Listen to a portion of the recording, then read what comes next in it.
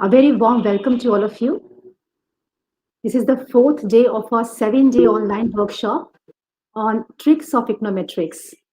We had traveled the journey so far and have now come to the fourth day, where we have the resource person, Dr. Shashi Bhusan Mishra ji from Aliah University. And he would be deliberating on the topic binary dependent variable models, that is LOGIT, PROBIT, and TOBIT. So before we invite him, he has already joined us. Namaskar, sir, to you. And before we invite him to take up the stage, I would give a brief profile of our noted speaker, Dr. Shashi Bhushan Mishra, a distinguished economist, currently holds the prestigious position of the head of the Department of Economics at Aliah University in Calcutta, West Bengal. Prior to this esteemed role, he served with dedication as an assistant professor at Berhampur College, Murshidabad. Dr. Mishra boasts an impressive academic background, having earned his Masters of Science, Masters of Philosophy, and Doctor of Philosophy degree in economics from the renowned University of Calcutta. His passion lies in applied quantitative development economics with a particular focus on education, labor, and gender economics. Beyond his own research pursuits, Dr. Mishra actively contributes to the wider academic landscape. He is associated with SWAYAM, a national program promoting online learning. He has demonstrably developed engaging MOOC, that is Massive Open Online Course, on international economics for undergraduate students. Furthermore, he has played a pivotal role in crafting courses on advanced economics and econometrics applications for postgraduate programs at Netaji Subhash Open University. Dr. Mishra's scholarly achievements extend beyond his course development. He has garnered recognition for his research, evidenced by numerous publications in both international and national journals. His expertise is highly sought after, making him a frequent resource person for faculty development programs and workshops conducted by various institutions. So, we heartily welcome you, sir, and we, as usual, that we have been traversing to this path of econometrics in a very subtle and composed way. Today, we are sure to get enriched once again with your deliberation. Over to you, sir.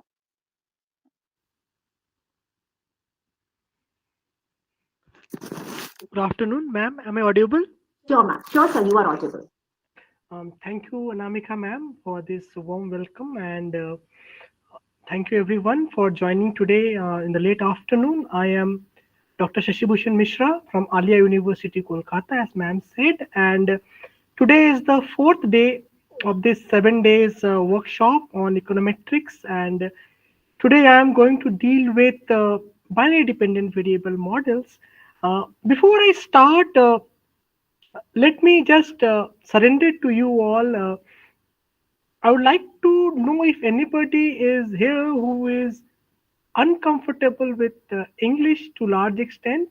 And if there is somebody, you can stop me and ask me. I'm comfortable with English, Hindi, and Bengali, and I can help you with all these three languages, not beyond that. Second thing, I will try to be bilingual in my lecture so that all can understand the basics. It's important, for subjects like econometrics that you understand the basics in way where I can or you can explain it to yourself more importantly than explaining to the other person. So it will be very important. And since it's a workshop, it's your learning than my teaching. So try to get more from me, and it's your way of getting it from me will be asking me questions, stopping me when you don't understand, and clear your doubts. Second thing, at the onset I would like to clear, since it's a workshop, it remains incomplete if I do not help you with some hands out and some training itself. So you may be working on various other softwares, but I am comfortable with Stata. So I will show you how to work with basic commands of this binary dependent variable models with Stata with some real life data so that you can use this in your research and your work and your term paper as well. Um, Now, when we are going to deal with, let me just share my screen with you.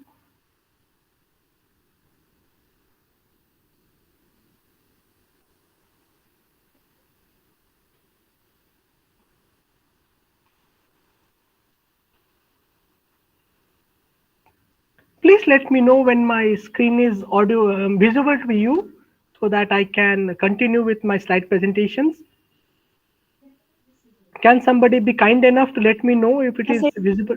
it's visible, sir. Thank you, ma'am. Thank you. So we are going to study about this binary dependent variable model and what is it and all. We will discuss about it. But before that, it's very important for me to give you a disclaimer that I'm assuming you have been attentive in the last 3 days of the workshop and you have thoroughly looked into, especially the first and the second class. The first class was by Professor Nath, and she talked about the classical linear regression model. And I hope you remember the major assumptions of this classical linear regression model. The first of that there is a linkage, a linear linkage between the dependent and the independent variable. Second, there is a normal distribution exhibiting that there is no heteroscedasticity in the error term. That is, the variance are constant. That the expected values of the error is equal to 0. There is no autocorrelation. There is no multicollineation.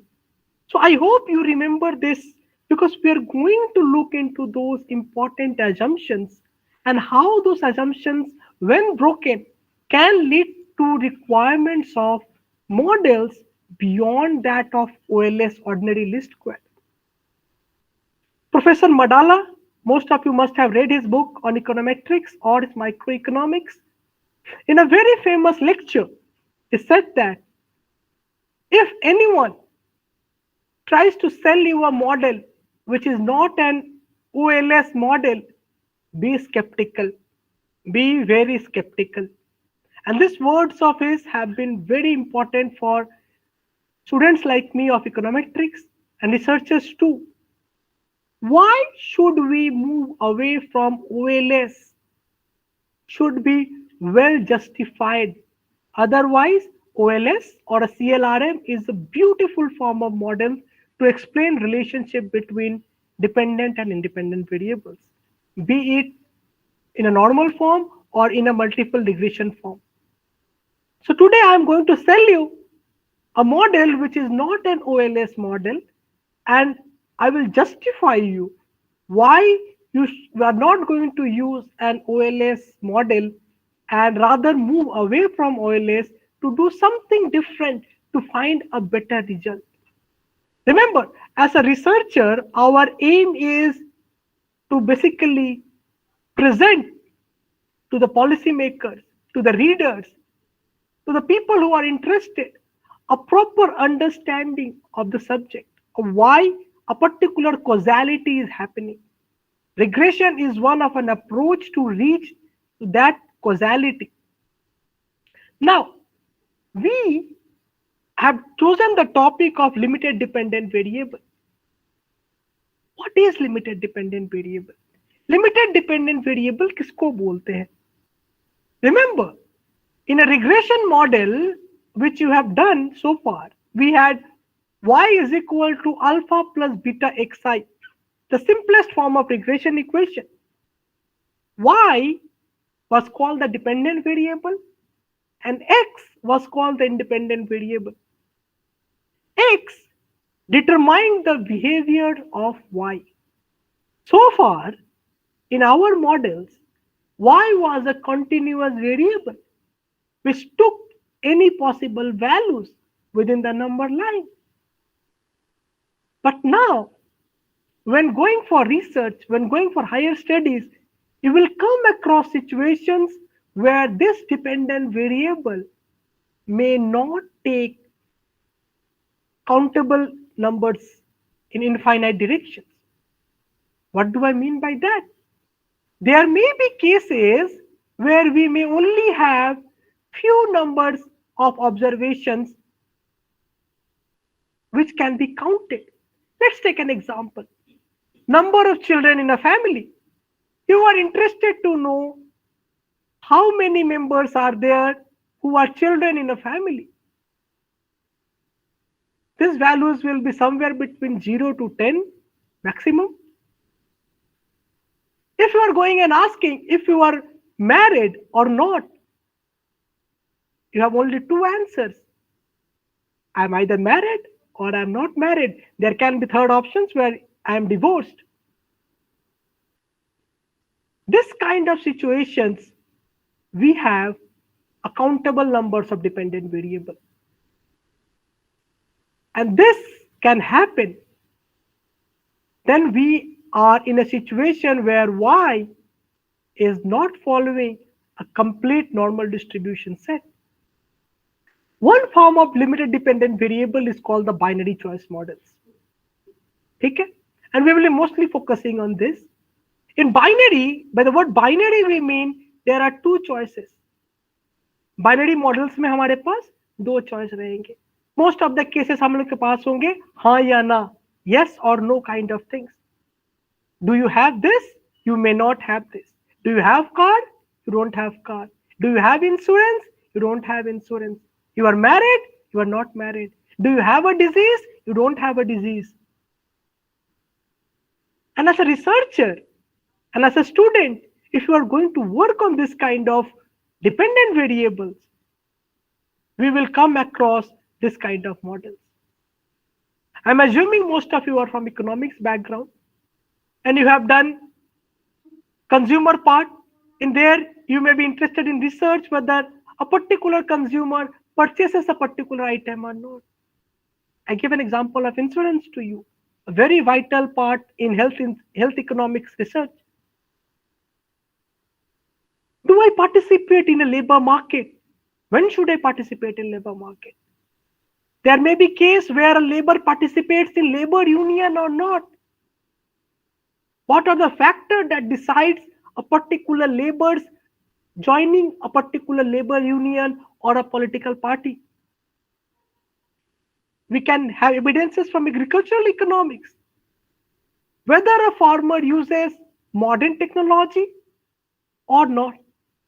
Does he uses high-yielding variety seeds? Not. Does he take loans?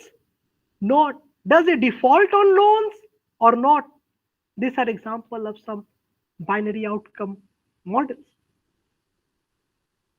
And you will come across this kind of recent researches where the main focuses of the dependent variable are mostly in binary in nature. हाँ या ना में उत्तर रहता है बस. So, the binary outcome of dependent variables have this kind of structure. If you see, the dependent variable is either 0 in case of absence or 1 in case a particular thing is present. And mind you, if you are working with cross-section data, especially primary data, this is a savior kind of model. But before that, let me recall you back to the OLS model. जो OLS model हम लोगों ने किया था, क्या structure था? Y is equal to x hat beta plus ये vector form में लिखा हुआ है. यदि आप सिंप्लीफाइड फॉर्म में याद करना चाहो तो y is equal to alpha plus beta xi plus e. Alpha was my intercept term. उसके बाद बीटा था तो x के साथ मल्टीप्लाइड था कि एक यूनिट चेंज इन x को कैप्चर करता था beta. And e was my error term, जो मॉडल का जो एरर टर्म थे उसको कैप्चर करता था. अब बाइनरी मॉडल्स में if you look into this, one if I have an observation 1, हाँ मतलब हुआ है, that means the thing is present. And 0 means absence, नहीं है.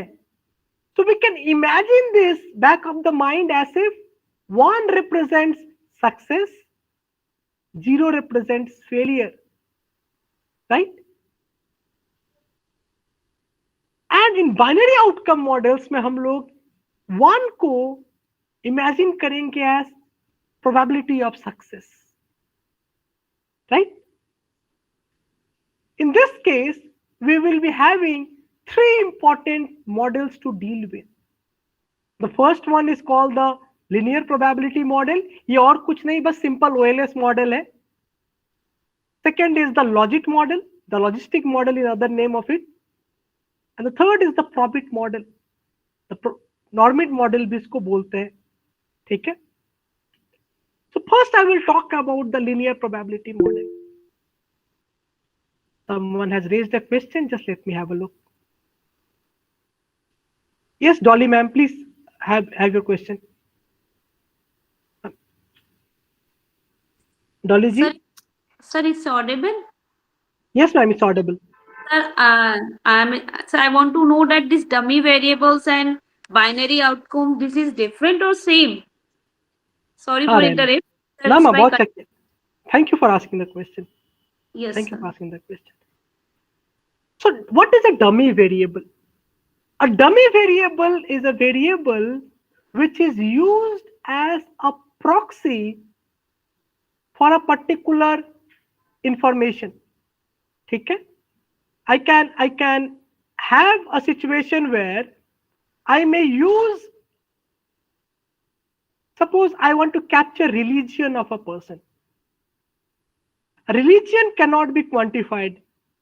So what I do, I put one value indicating one aspect of religion, say Hindu. I put a value 1. I put a value 2 for Muslims. I put a value 3 for Christians. So qualitative information converted in forms of a number representing a particular aspect is called a dummy variable. Dummy का मतलब हुआ जैसे एक particular चीज को समझाने के लिए जिसको मैं नंबर से नहीं दिखा सकता, उसको मैंने एक पर्टिकुलर नंबर से उसका क्वालिटी को क्वांटिफाई किया है एक पर्टिकुलर ग्रुप में लाके. यहाँ पे जब हम लोग सिर्फ डिपेंडेंट वेरिएबल का बात कर रहे हैं, यहाँ पे 0 और 1 जो एस्पेक्ट है वो भी एक कैरेक्टरिस्टिक्स दिखा रहा है. But dummy variables we use mostly in the case of independent variables. Yes, sir. Yes, sir. Getting point. Yes, sir. पर यदि आप एनालाइज करना चाहते हो, डिपेंडेंट वेरिएबल को भी डमी बोलना चाहते हो, it's not wrong logically, but we separated by calling it a binary dependent variable और एक्सप्लेनेटरी वेरिएबल को हम लोग डमी वेरिएबल बोल के चलाते हैं, just to keep the difference between understanding. Ma'am yes sir. ठीक है, हालांकि लॉजिकली दोनों सेम ही है. Yes sir, thank you sir. हाँ जी.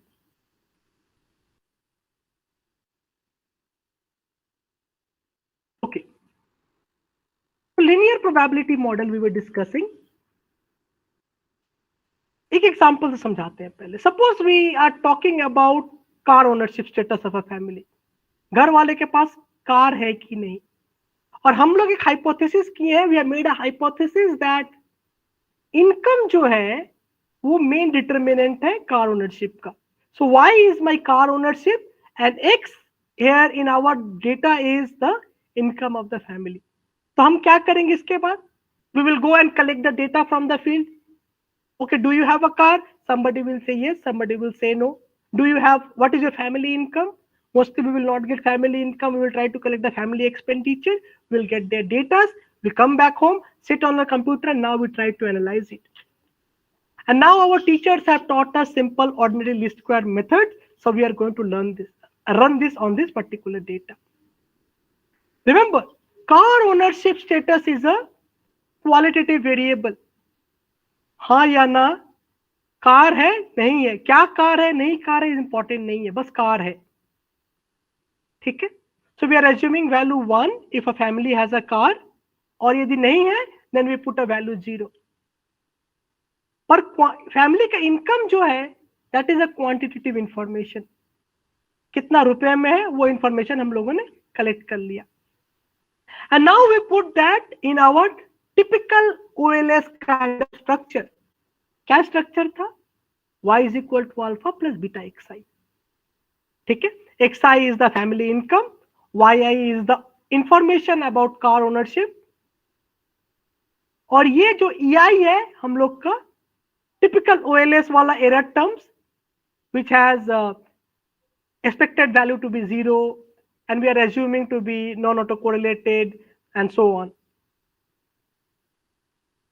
Now, if y is taking either है या नहीं है, if there or not, then we will be having, let's define pi as probability of having a car and 1 minus pi as the probability of not having a car.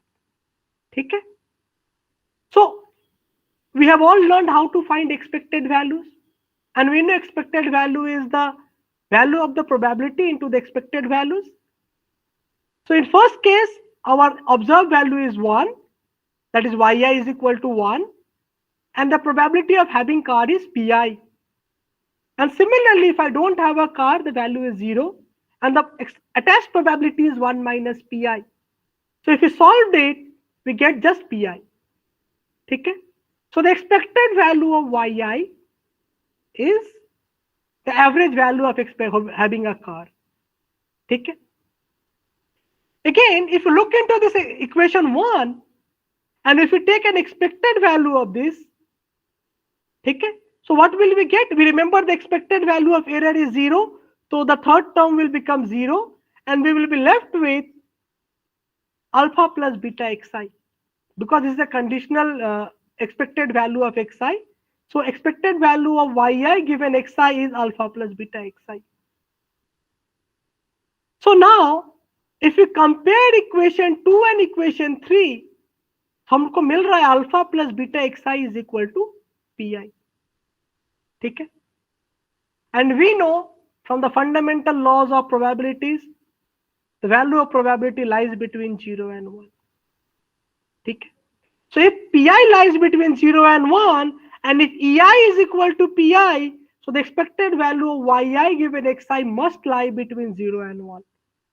Please keep this in mind as we go ahead. So what we find is that since the probability value lies between 0 and 1, and similarly the expected value of lies between 0 and 1, we call this model as a probability model, and since the relationship is linear, alpha plus beta xi, we call it a linear probability model. ठीक है? Estimate कैसे करेंगे? How do we estimate a linear probability model? अपना पुराना वाला OLS technique use करेंगे हम लोग. ठीक है? लीस्ट स्क्वायर एस्टिमेशन टेक्निक जो हम लोग सीख के आए हैं पहले. So we use the least square estimation technique, and we then find the value of alpha and beta, and then we are happy with our life. पहले लॉजिट प्रॉबिट मॉडल डेवलप होने के पहले ये वाला सबसे कॉमन टेक्निक था research के लिए, even in case of binary data model. अब बहुत सारे पेपर्स देख सकते हो प्रायर टू 1980s ये वाले फॉर्म में ही काम किए गए हैं, और ये वाला भूल अभी भी the young students who are in masters, they end up doing this same mistake by running a same OLS model on binary data, and they show you the result and like sir देखो बहुत अच्छा काम किया sir मैंने, and then when the examiner starts questioning आपने ऐसा क्यों किया, then they are like sir हमें तो पता ही नहीं था. तो क्या नहीं पता था वो अब देखते हैं हम लोग. So what happens when we estimate a binary choice model with just plain OLS? So the first problem that comes, याद कीजिए स्टार्टिंग में ही मैंने बोला था पहला मेन assumption होता है OLS मॉडल का normality assumption, the assumptions of normal distributions of error term, right? अब एक बार let's look into our equation number 1.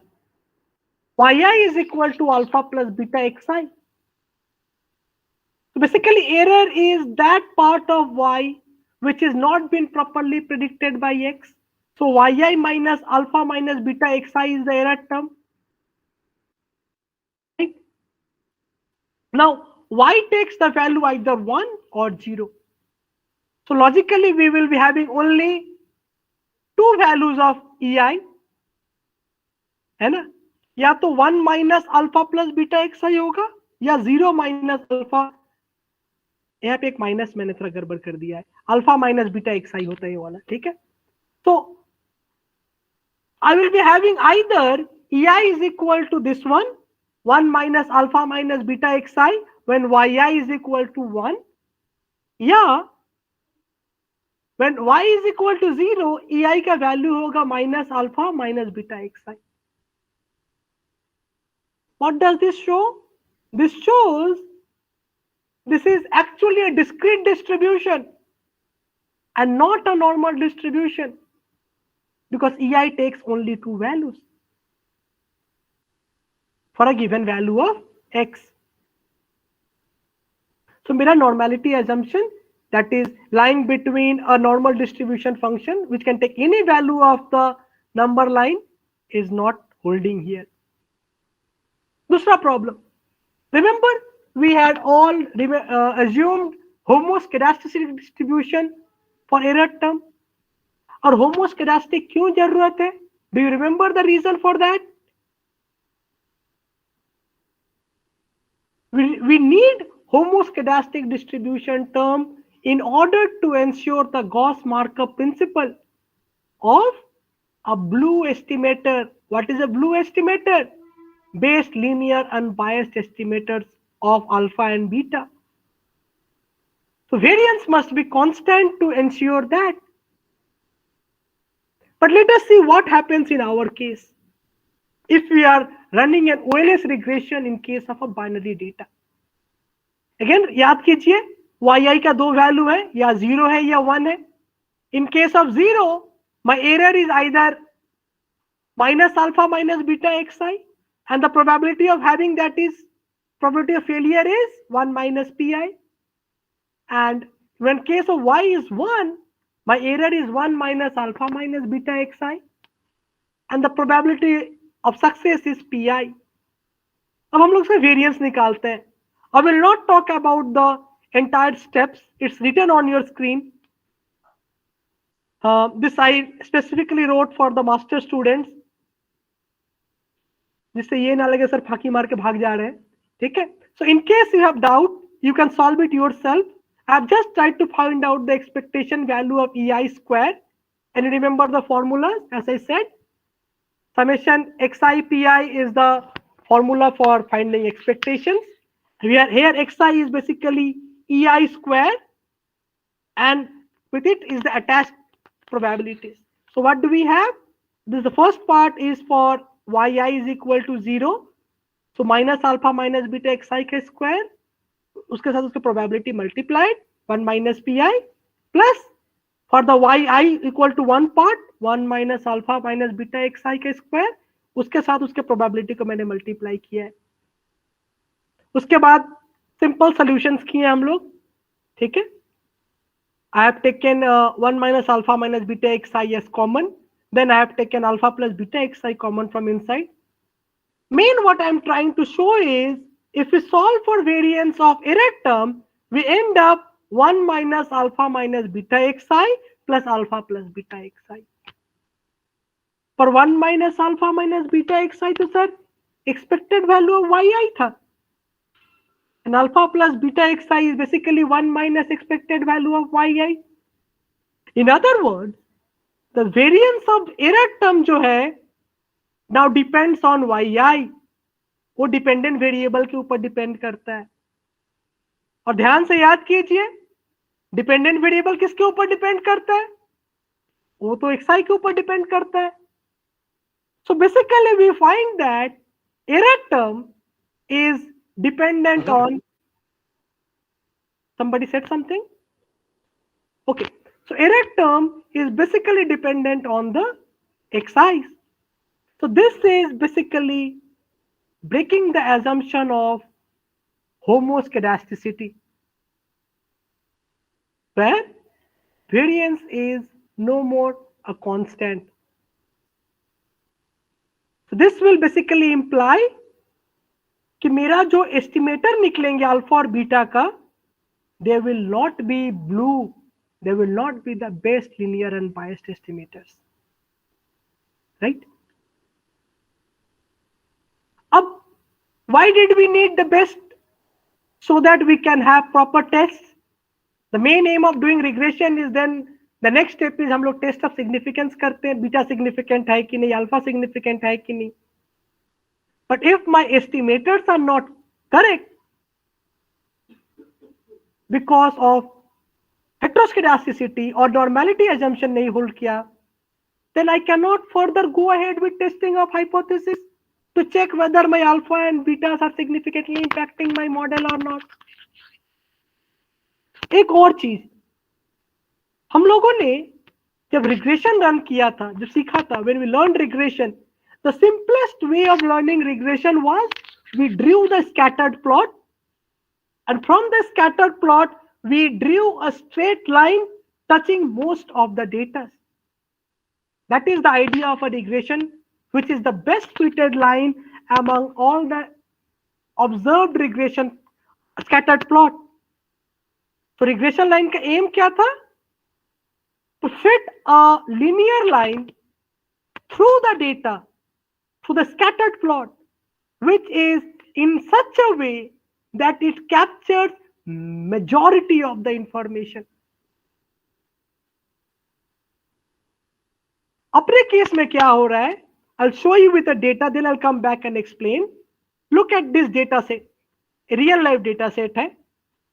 And what does happen here?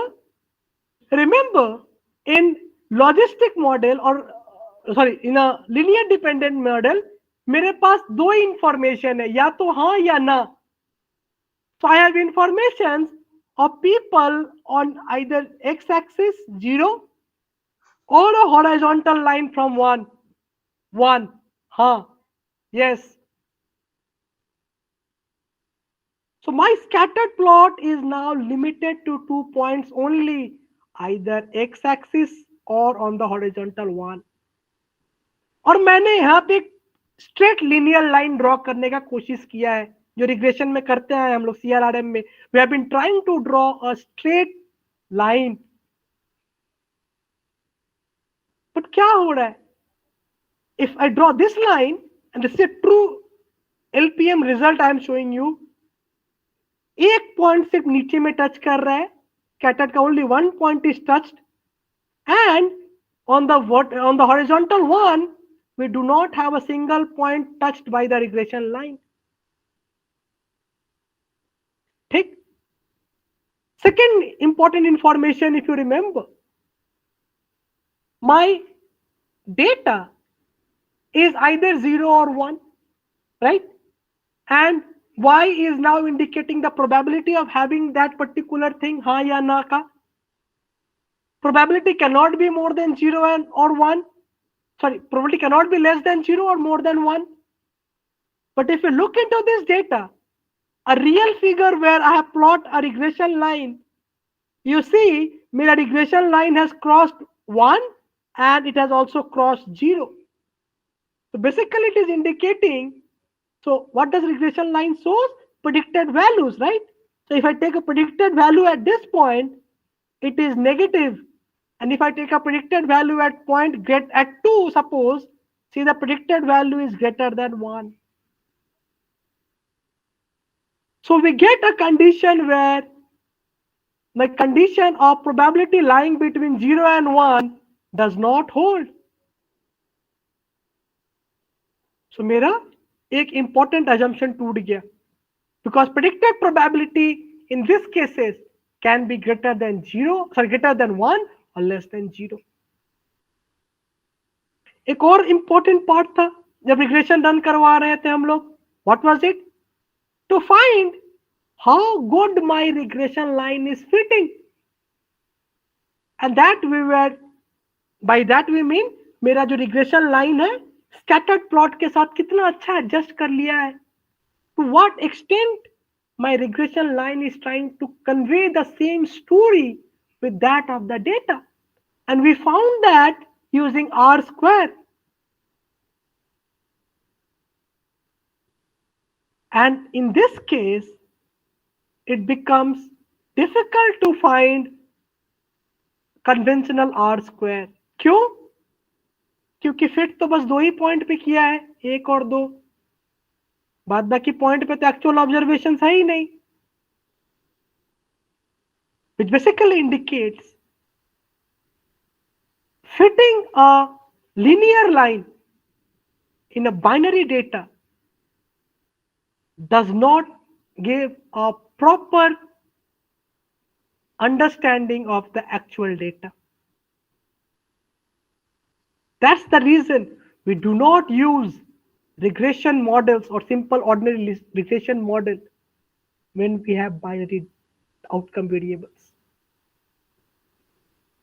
कोई डाउट हो तो प्लीज पूछिएगा. If there is any doubt so far, please be kind to ask.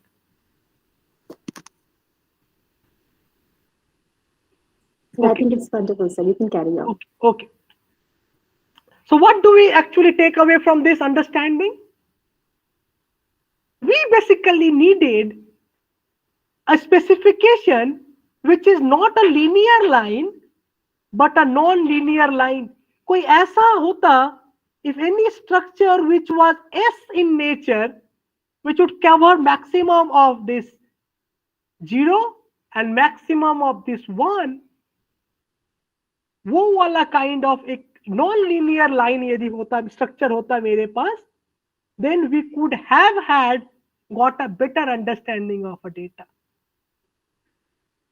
So what I'm trying to say is, we do not need linear line to understand binary variables, rather we need a non-linear specification जो straight line ना हो.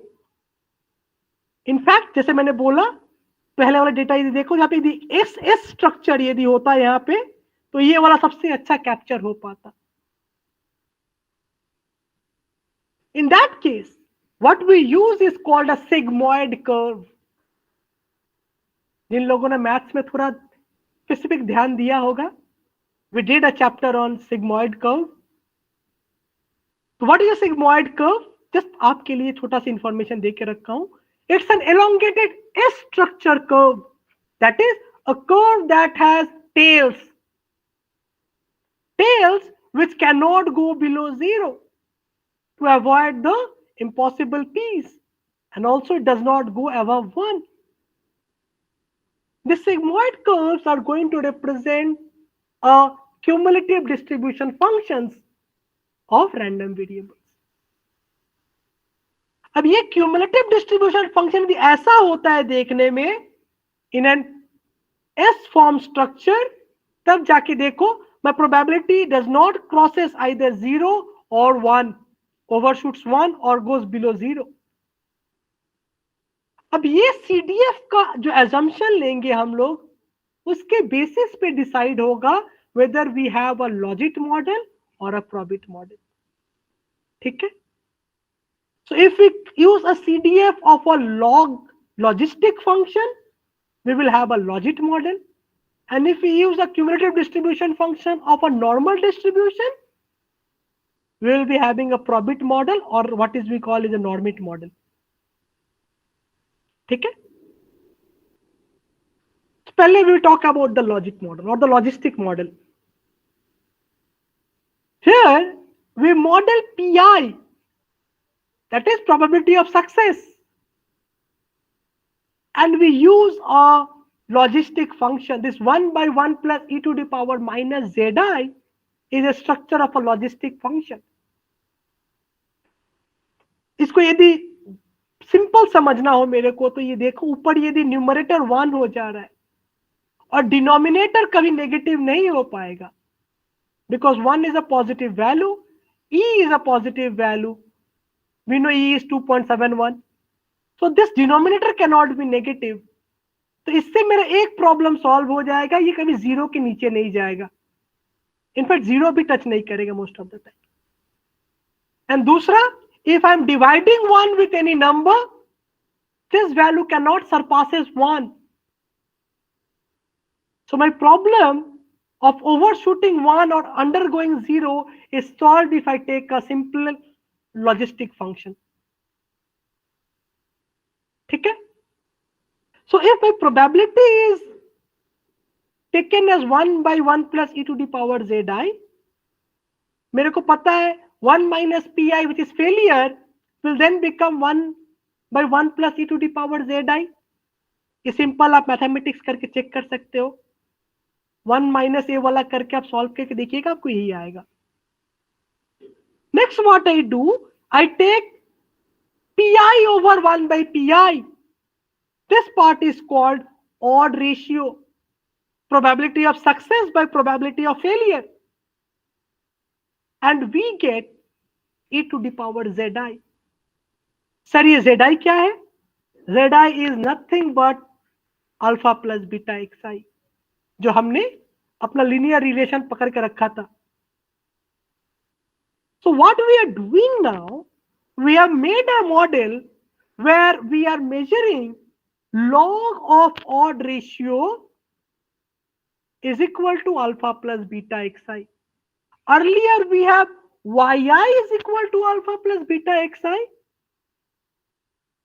linear relationship में, पर अभी हम लोग कर दिए हैं log of pi by 1 minus pi को is equal to alpha plus beta xi. क्यों किए? जिससे हम लोग का वो लॉजिस्टिक स्ट्रक्चर रहे और मेरे को एक ऐसा सिग्मॉइड क्यूमुलेटिव डिस्ट्रीब्यूशन फंक्शन मिले जो मेरा प्रोबेबिलिटी का एजम्पशन रख पाए. सो मैंने पहले ही बोला pi by 1 over pi is called odd ratio. Odd ratio मतलब क्या है? What is the favor of my success over that of my failure? मेरा सक्सेस होने का चांस कितना है फेलियर होने से? तो those who are writing papers on this kind of model, थोड़ा याद रखिएगा, अभी के बहुत सारे जो पेपर्स हैं, they are actually asking you to point out the odd ratios. I will talk more about odd ratios and how to put them in your paper later. Now, लॉजिट का भाई है प्रॉबिट, ठीक है. This is same structure, logistic की जगह हम लोग यहाँ पे लेंगे एक नॉर्मल डिस्ट्रीब्यूशन फंक्शन का CDF. In the probit model pi को हम लोग बोलेंगे the normal of standard normal का सीडीएफ. तो we define it now as ये वाला structure. This is a standard normal, Z is following a standard normal distribution. And we all must have learned this in the basic undergrad, how to represent a CDF of a standard normal distribution. So massive difference यदि logit और probit में आपको समझाना हो, if you to explain the difference between logit and probit, so difference यही है, in a logit kind of model, we define PI in a logistic structure CDF, and in probit model, we define it using a standard normal. ठीक है. And this obviously you must be aware of, this is a PDF of a standard normal curve. Now how do we estimate this logit and probit model? Please note, logit and probit model is done using maximum likelihood technique. We have probability, we have failure and success. You must have done the basic binomial models in your undergraduates, and in the binomial models we must have done the maximum likelihood estimation technique. We use the same idea. What we do is we jointly maximize the likelihood functions of the success and failures together, and all the parameters estimated in the maximum likelihood methods we know are both consistent as well as efficient as ठीक है. Now, if we have a consistent and efficient estimator, then we can do the basic tests of significance, which we were not able to do earlier in the LPM model. Important part में आता हूं. Coming to this is a very important part.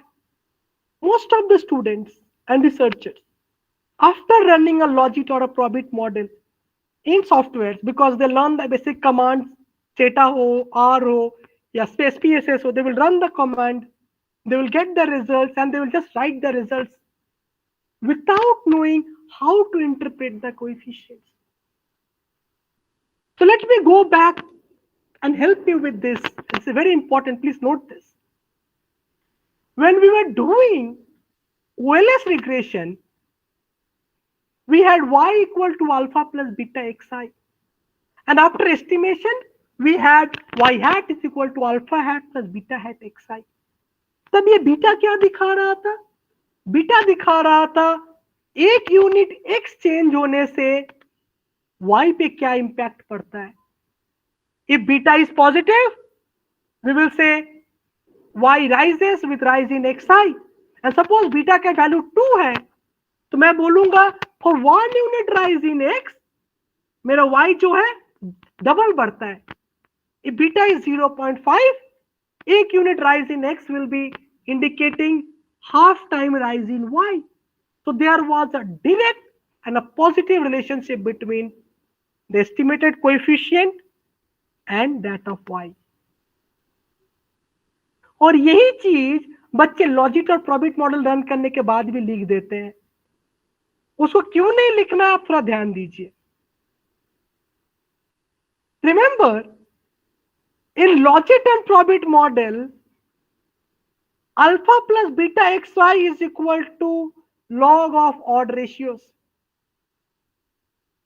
right? So एक unit of beta will basically indicate the impact on the log odd ratio, not on y. That is not on probability. ये थोड़ा ध्यान रखिएगा. Beta indicates एक unit change in log odd ratio, not on y. Y is this, and beta is somewhere in this zi, alpha plus beta xi. तो direct impact नहीं करेगा yi को, वो वाया log odd जाएगा. इसीलिए direct coefficient का estimation interpretation सही नहीं है. तो यहां पे देखिए, an increase in x, the likelihood of y, because probability of success is on the numerator, basically means यदि पॉजिटिव होता है, it will be interpreted as it increases the probability of having y more. And यदि negative होता है तो बोलेंगे it indicates decrease in the probability of having y more. उस coefficient का इंडिविजुअली कोई स्पेशल इंपॉर्टेंस नहीं रहा मेरे पास. It is the sign that matters. Positive coefficient है ना नेगेटिव कोएफिशिएंट है. If I have a positive coefficient, मैं बस इतना बता सकता हूं कि if my x goes up, my y will, the probability of having y will probably go up, log likelihood. And if it's negative, we say the probability of having more of y will decrease.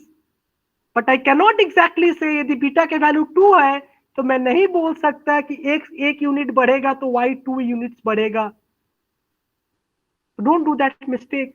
So remember this, we interpret the sign of the coefficient but not the magnitude. Magnitude cannot be interpreted using coefficient of this model.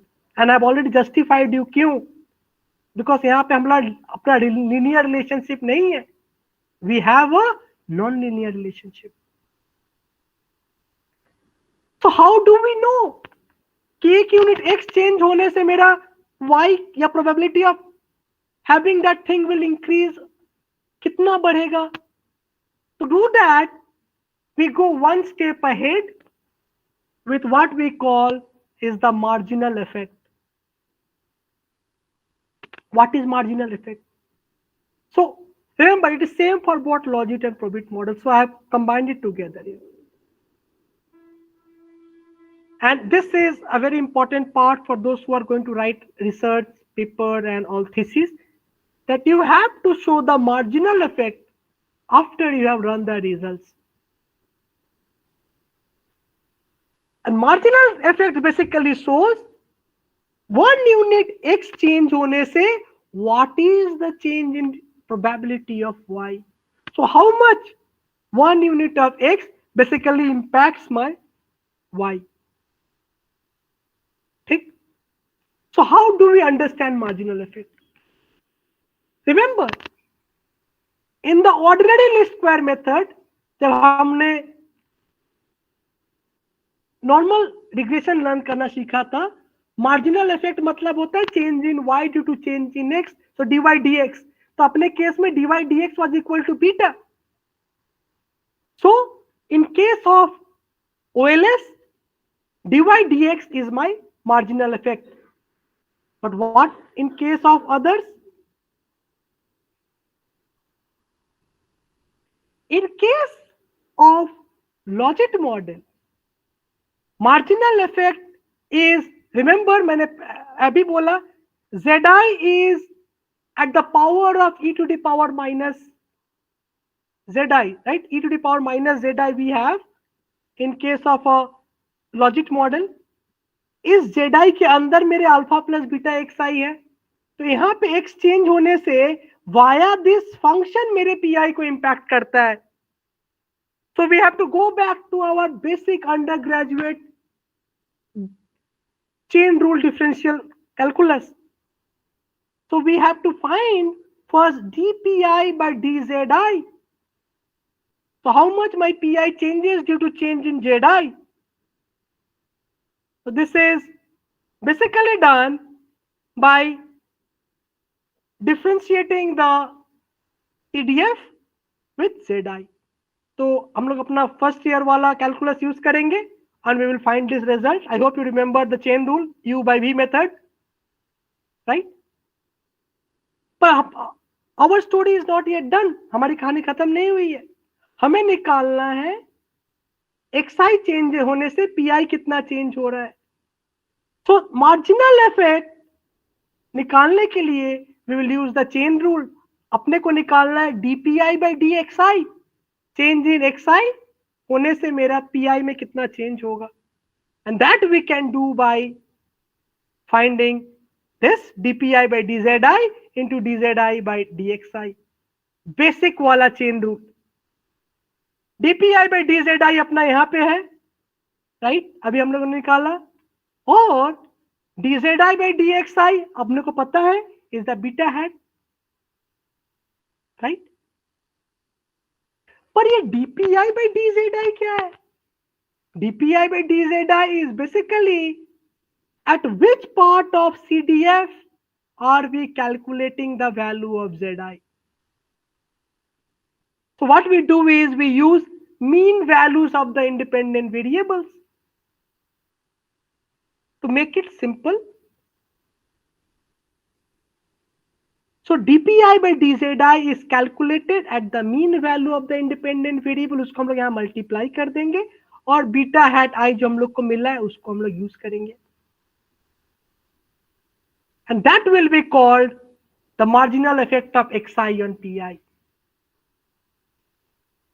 And this will exactly show for 1 unit change in x, मेरा probability of having that particular thing will increase or not. ठीक है? So marginal effect is very important. This is the theoretical underlining. Softwares will give you these variables, but it becomes very important for you to explain this in your research or in your work. पहले वाला लॉजिट के लिए था. How do we do for the PROBIT model? The underlying idea is same, right? Here, instead of the logistic function, since we have standard normal function in integration form, we differentiate it, we go back to the original form, and beta hat I. So again, at which part of the normal distribution curve we are operating, that will decide the value of pi by xi. I promised you I'll talk you a bit about odd ratio किसको बोलते हैं. Odd ratio is also known as the relative risk in the case of logit model, right? So p by 1 minus p is called the odd ratios. And how do we interpret these values? With softwares and with commands, we can also get the odd ratios. And suppose you get a value 2. So odd ratio is 2. And how do we interpret this? We say this, if odd ratio is positive, it will be indicating, means greater than 1, I mean. If it is greater than 1, it means it's positively impacting yi. If it is less than 1, it basically negatively impacts yi. So coefficient के sign देख के आप idea लगा सकते हो odd ratio किस तरफ होगा. If coefficient is positive, your odd ratio will always be greater than 1. And if your coefficient is negative, your odd ratio will be less than 1. But mind you, odd ratio will not be less than 0. Okay? So if odd ratio is 2, it means that the probability of having success is twice more likely than that of failure. Okay?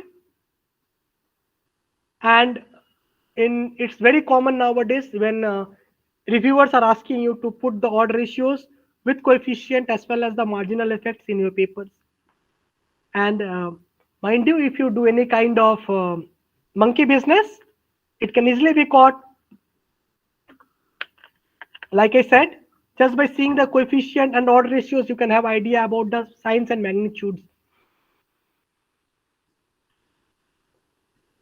Now, another question with most of the students and scholars comes up with, sir, which model to choose? LOGIT ले ना PROBIT ले? कौन सा ले sir? If anybody is there who has worked on LOGIT and PROBIT earlier, can you say me how did you choose that model? So most of them have either done ये मेरे को अच्छा लग रहा है इसको कर लेते हैं, या मेरे टीचर ने ये बताया ये कर लेते हैं, ये सॉफ्टवेयर में इसका इसी का कमांड आता है बोल के ये वाला कर लेते हैं. But there must be a justification why we choose one. So there are 3 important points. If next time somebody asks you why you chose LOGIT or PROBIT, the first is that the LOGIT model have a fatter tail. If you look at this, it has a fatter tail. Whereas PROBIT model का जो tail है, thinner है, पर दोनों almost similar structure में है. In other words, there is not much of a difference between LOGIT and PROBIT. If you see in terms of the CDF, point. So, if we use LOGIT or we use PROBIT, it's unlikely that we are going to get any different results. Coefficient थोड़ा different होंगे, magnitude थोड़ा different होगा, but results almost similar होगा. कब गड़बड़ होगा? जब बहुत ज्यादा टेल्स के यहाँ पे यदि ऑब्जर्वेशंस भरे पड़े हैं. Either one of the tail is highly saturated, but mostly it does not happen. But I will warn you one thing. Neither of the coefficients, be it LOGIT, be it PROBIT, be it LPM, are comparable. I have seen research paper where researchers have presented all the 3 results to impress the people who are reading to the reviewer. चलो मैं सब कर देता हूँ. And they have tried to even show that LOGIT और PROBIT में इतना difference है. Trust me, that's a very wrong approach to do. Because remember, अपने तीनों का जो cumulative distribution function था, वो पूरा ही अलग है. Each one have a different underpinning assumptions. They have a different CDF. So we cannot compare the results with each other. But can we?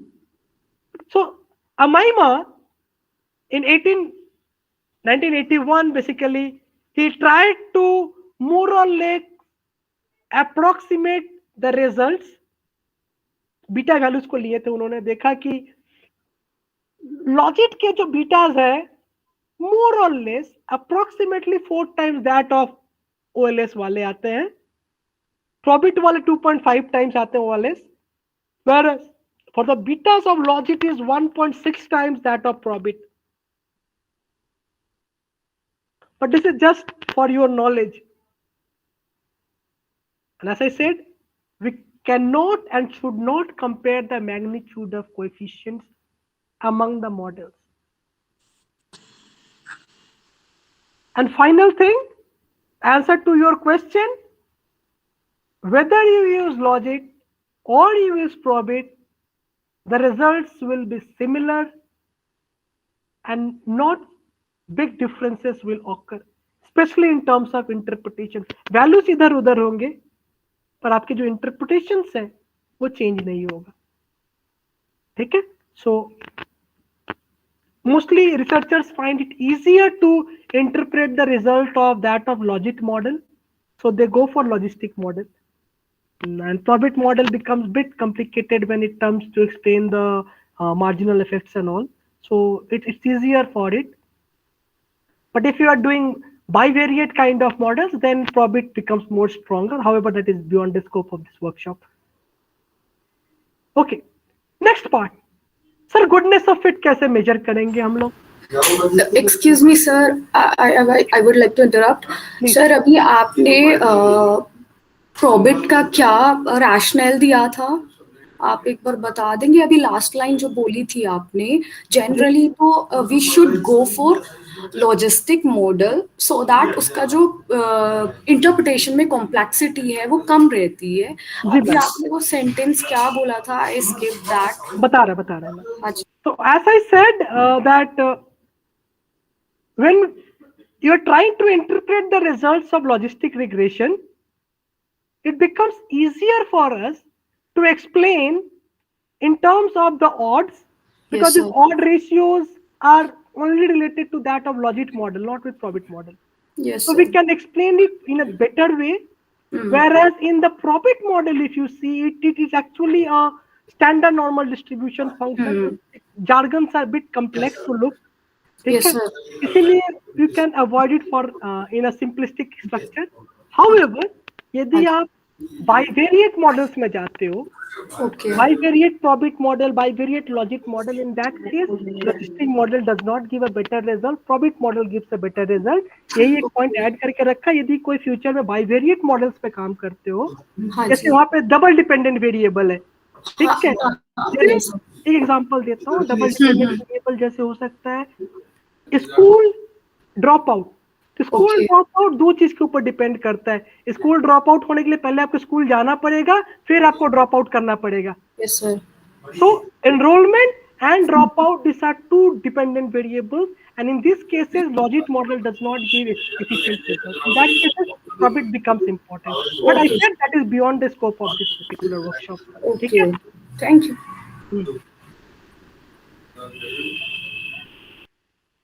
Okay, so I when I was talking about the LPM or OLS model, I said there is one problem was deciding the goodness of it. मेरा model कितना अच्छा है, और उसके लिए मैंने पहले हम लोगों ने रिग्रेशन लाइन फिट करके उसको हम लोग आर स्क्वायर निकालते थे. पर मैंने ये भी बताया कि जब ऐसे काइंड ऑफ डेटा हैं तो स्ट्रेट लाइन फिट करके रिग्रेशन का हम लोग ये नहीं बता सकते आर स्क्वायर क्या है. So how do we know goodness of fit of this binary dependent variable type models? So we use McFadden's R square. It is also called the log likelihood ratio index. In many of the softwares when you run, you will find this log likelihood ratio test indicated. So if it is mentioned there, LLRI, you understand it is basically the McFadden's R square. This is called pseudo R square. Q, because it's not actually an R square. It is an R square which we will calculate in our way. Formula क्या होगा? 1 minus log likelihood of an unrestricted model by restricted model. What do you mean by this? Unrestricted log likelihood model है when I just run the model with the intercept term, no dependent variable. and then I run the regression with a dependent variable. So the first regression is basically yi is equal to alpha, and second regression is yi equal to alpha plus beta xi. And then I try to find the log likelihood value of them. यदि देखो दोनों value same होते तो ये 1 - 1 0 हो जाएगा. That means how do I interpret that? That addition of my explanatory variable did not change my log likelihood much. जो था वही रह गया. So if my pseudo R square is 0, I say my explanatory variable is not a powerful one. Now, if there is a difference between LUR and LR, then obviously this value will be different from 1. And obviously LR will be greater than that of LUR. So this value will be a fraction. And if I have a value different from 0, I say that there is an impact of my explanatory variable. So how do we interpret this? If the independent variable has no explanatory power, restricted model will be same as unrestricted model, और R square का value हो जाएगा 0, 1 - 1. And mostly इसका value less than 1 होगा because I have already justified you.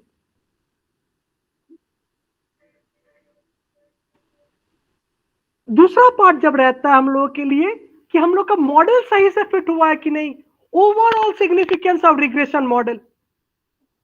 When we do the ordinary least square test, ordinary least square regression, how do we find the overall significance of regression?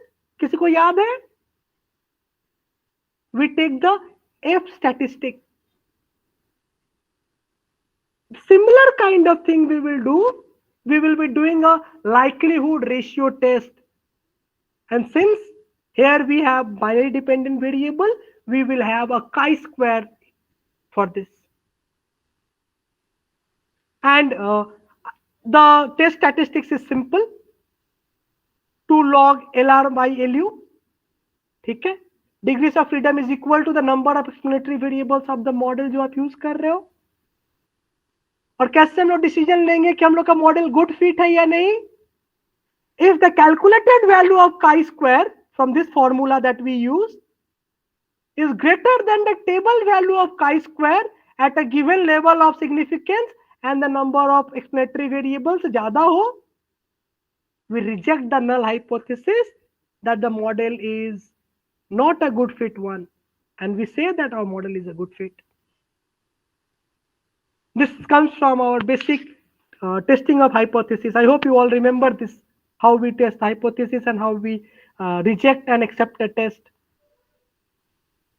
But if my chi-square, calculated chi-square is less than the tabulated value of chi-square, हम लोग बोलेंगे कि हम लोग का जो table है, जो मॉडल है, it is not a good fit model. Mind you, ये बहुत इंपॉर्टेंट है. बहुत बच्चे अनदेखा वे में वो लोग मॉडल रन कर देते हैं, रिजल्ट्स दिखा के खुश हो जाते हैं 2-4 significant variables, and they do not check whether their model is actually a good fit model or not. In the modern software, the result is given in the site somewhere. You just need to look at it, check it, and point it out. Okay, so this was the part with LOGIT and PROBIT model, and I had promised you that I will help you out with some hand-on with how actually to see the results and how actually to interpret the results. So I will just show you some real-life data.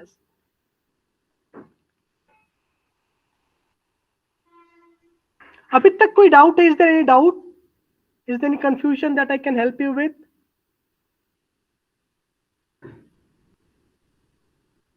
I don't seem anybody is. So this has two interpretations. जी ma'am. Sir, can you tell about how to interpret multinomial logic model? Ma'am, I'm currently doing binomial logic, but I will do it for you. I'll explain you with the real life data. Okay. Just give me some time. Okay?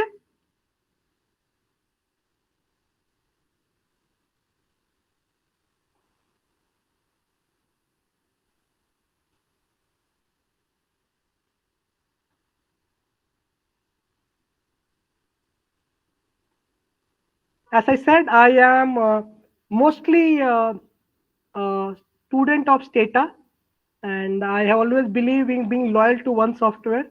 So I have been loyal to Stata. So I'll be showing you with Stata, but you can apply the similar thing with any other software. The important part is please understand, as a scholar or a student, the interpretation is more important because software will do the nitty gritties and the basic stories. And हम लोगों को बस उसका result estimate करना और इसको interpret करना हम लोग के लिए ज्यादा इंपॉर्टेंट हो जाता है. So what I will show you is one example where I am trying to, this is the data set I have.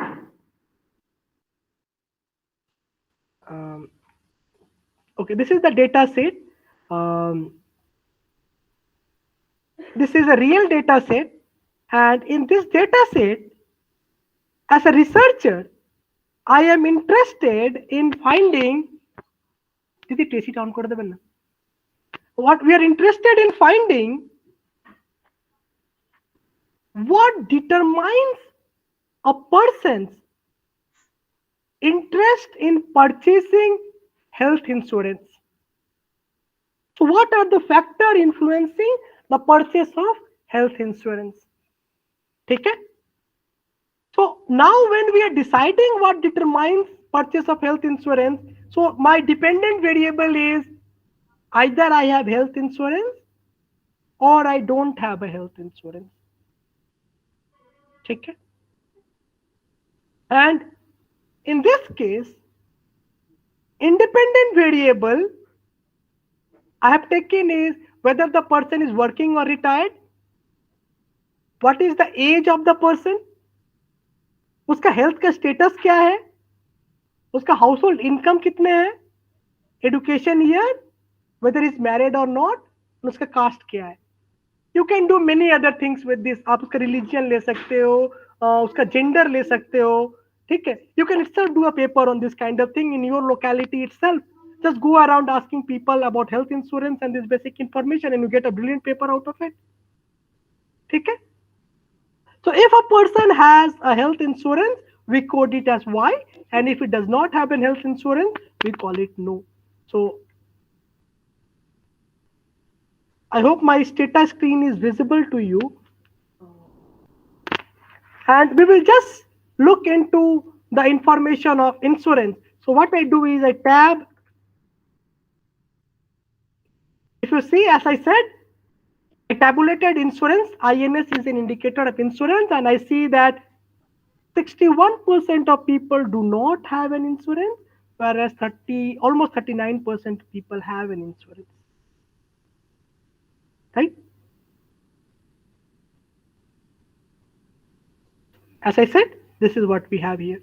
I have personally done this so that you can see it over here, and then I can show it to you in a Stata. So first I'll show you the results, how to find them, and then we will do it in understand the interpretation of the result. So first I do is I define my dependent and independent variable.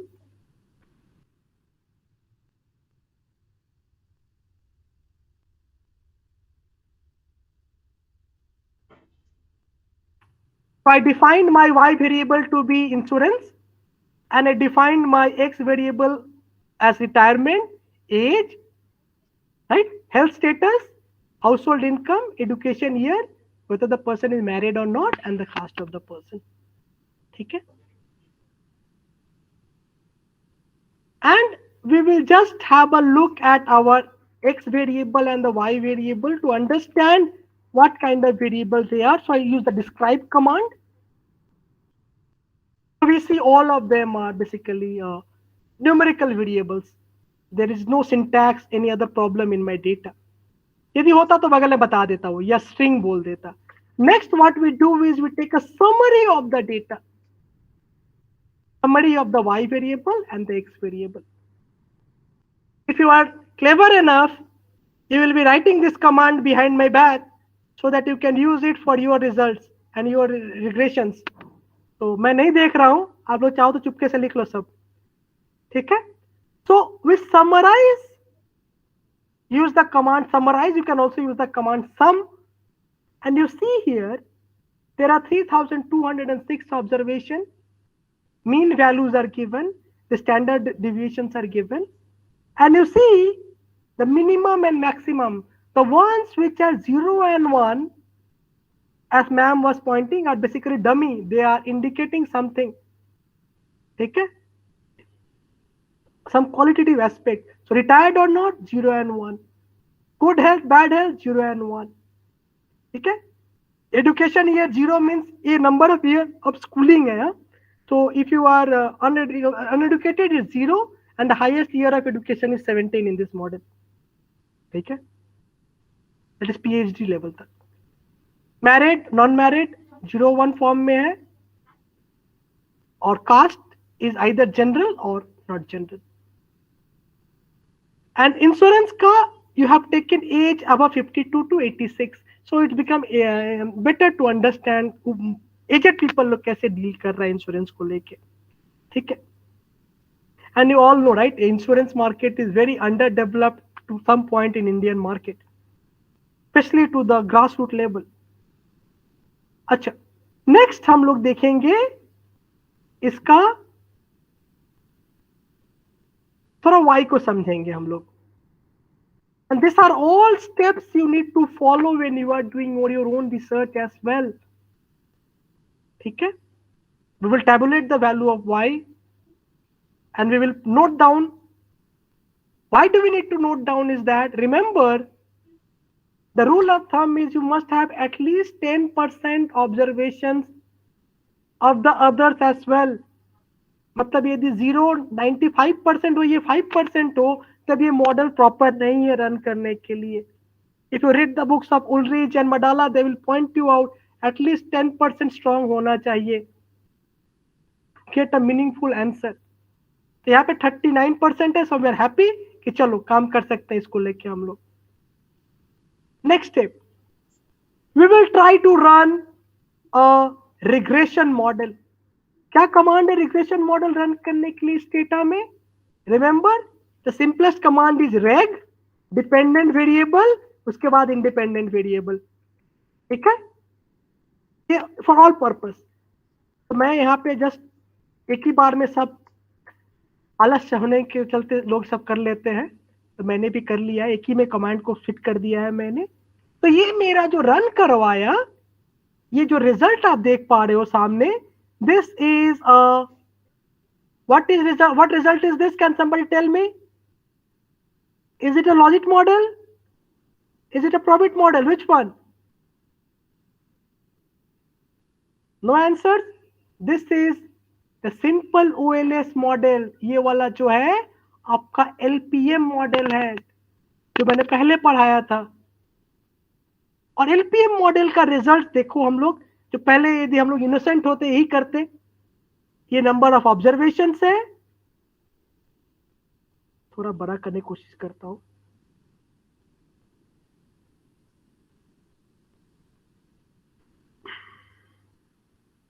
ये number of observation है, ये मेरा F value है, ये probability of F जो मैंने आपको बोल रहा था मॉडल का सिग्निफिकेंस चेक करने के लिए मेरे को ये चेक करना पड़ता है. And if I see that my probability of f is 0.00, I will say मेरा model is a very good fit model. और ये देख के स्टूडेंट्स बहुत खुश हो जाएंगे, सर देखो मेरा बेस्ट फिट मॉडल आया है. आर स्क्वायर का वैल्यू 8% है. यहाँ पे पहला क्वेश्चन आना चाहिए, क्या हुआ भाई? तो मैंने आपको पहले ही बोला था एलपीएम मॉडल में जस्ट 2 ही पॉइंट पे पास करेगा, तो R square will not be a good indicator. पर यदि हम लोग बेवकूफ होकर इसको इंटरप्रेट करते तो क्या देखते? टी वैल्यू ऑफ रिटायर है significant eight 5%, age is insignificant, health status is significant, household income is positive and significant, education here is positive and significant, marriage is positive and significant, caste is negative and significant. Sir इसका मतलब क्या है sir? इसका मतलब यही है, OLS model में मैंने बोला था कि if I am retired, chances is that I have an insurance, health insurance. If I have good income, chances is that I have an insurance. If I am more educated, chances is that I have insurance. If I'm married, chances is that I have insurance. Caste एक dummy variable है, इसको ऐसे interpret करेंगे हम लोग. Caste है general to other caste, तो general is my reference category. So if somebody is not general, the possibility of them not having an insurance is very high. Sad but true in this data. पर ये LPM model था, पर आप इसको कहीं present कर दिए, बहुत खुश हो, रिजल्ट मिल गया है, पर सामने रिव्यूअर ने आपको क्वेश्चन भेज दिया कि बेटा आपका जब डिपेंडेंट वेरिएबल था बाइनरी फॉर्म में, आपने LPM क्यों रन किया?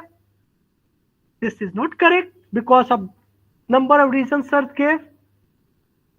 So now we are going to run a LOGIT model. So what we do for LOGIT model, we use the command LOGIT. So LOGIT का command है LOGIT, LOGIT, dependent variable, उसके बाद independent variable. ठीक है, बस उसके बाद आप enter दे दो and I get a result of LOGIT here. आप लोगों को मैंने गुडनेस ऑफ फिट मॉडल पढ़ाया था लास्ट में, जिसके लिए बोला था लॉग लाइक्लीहुड रेशियो टेस्ट करेंगे हम लोग काई स्क्वायर से. अपने पास 7 एक्सप्लेनेटरी वेरिएबल है, उसीलिए यहाँ पे 7 लिखा है, डिग्रीज ऑफ फ्रीडम के जगह 7, और मेरा प्रोबेबिलिटी ऑफ काई स्क्वायर देखो 0.00. सर ने बोला था यदि ये पॉजिटिव एंड सिग्निफिकेंट होता है तो हम लोग बोलेंगे मेरा model is well fitted. So this is a good fitted model. और हमने आपको भी बोला था स्यूडो आर स्क्वायर के विषय में, मैकफर्डेन आर स्क्वायर. देखो यहाँ पे मैकफर्डेन आर स्क्वायर भी दिया हुआ है. माइंड यू, एक कहीं गया था, मैंने पेपर प्रेजेंटेशन देख रहा था, मैं अवार्ड देने वाला पेपर था वहां पे, और एक ने वहां पे प्रेजेंट किया और उसने लॉजिट मॉडल का आर स्क्वायर का वैल्यू दिखाया 70%. ज्यादा टाइम नहीं लगा बोलने के लिए कि भैया आपने फेक डेटा किया है, आपने गलत रिग्रेशन किया है, आपने 2 नंबरी किया है यहाँ पे.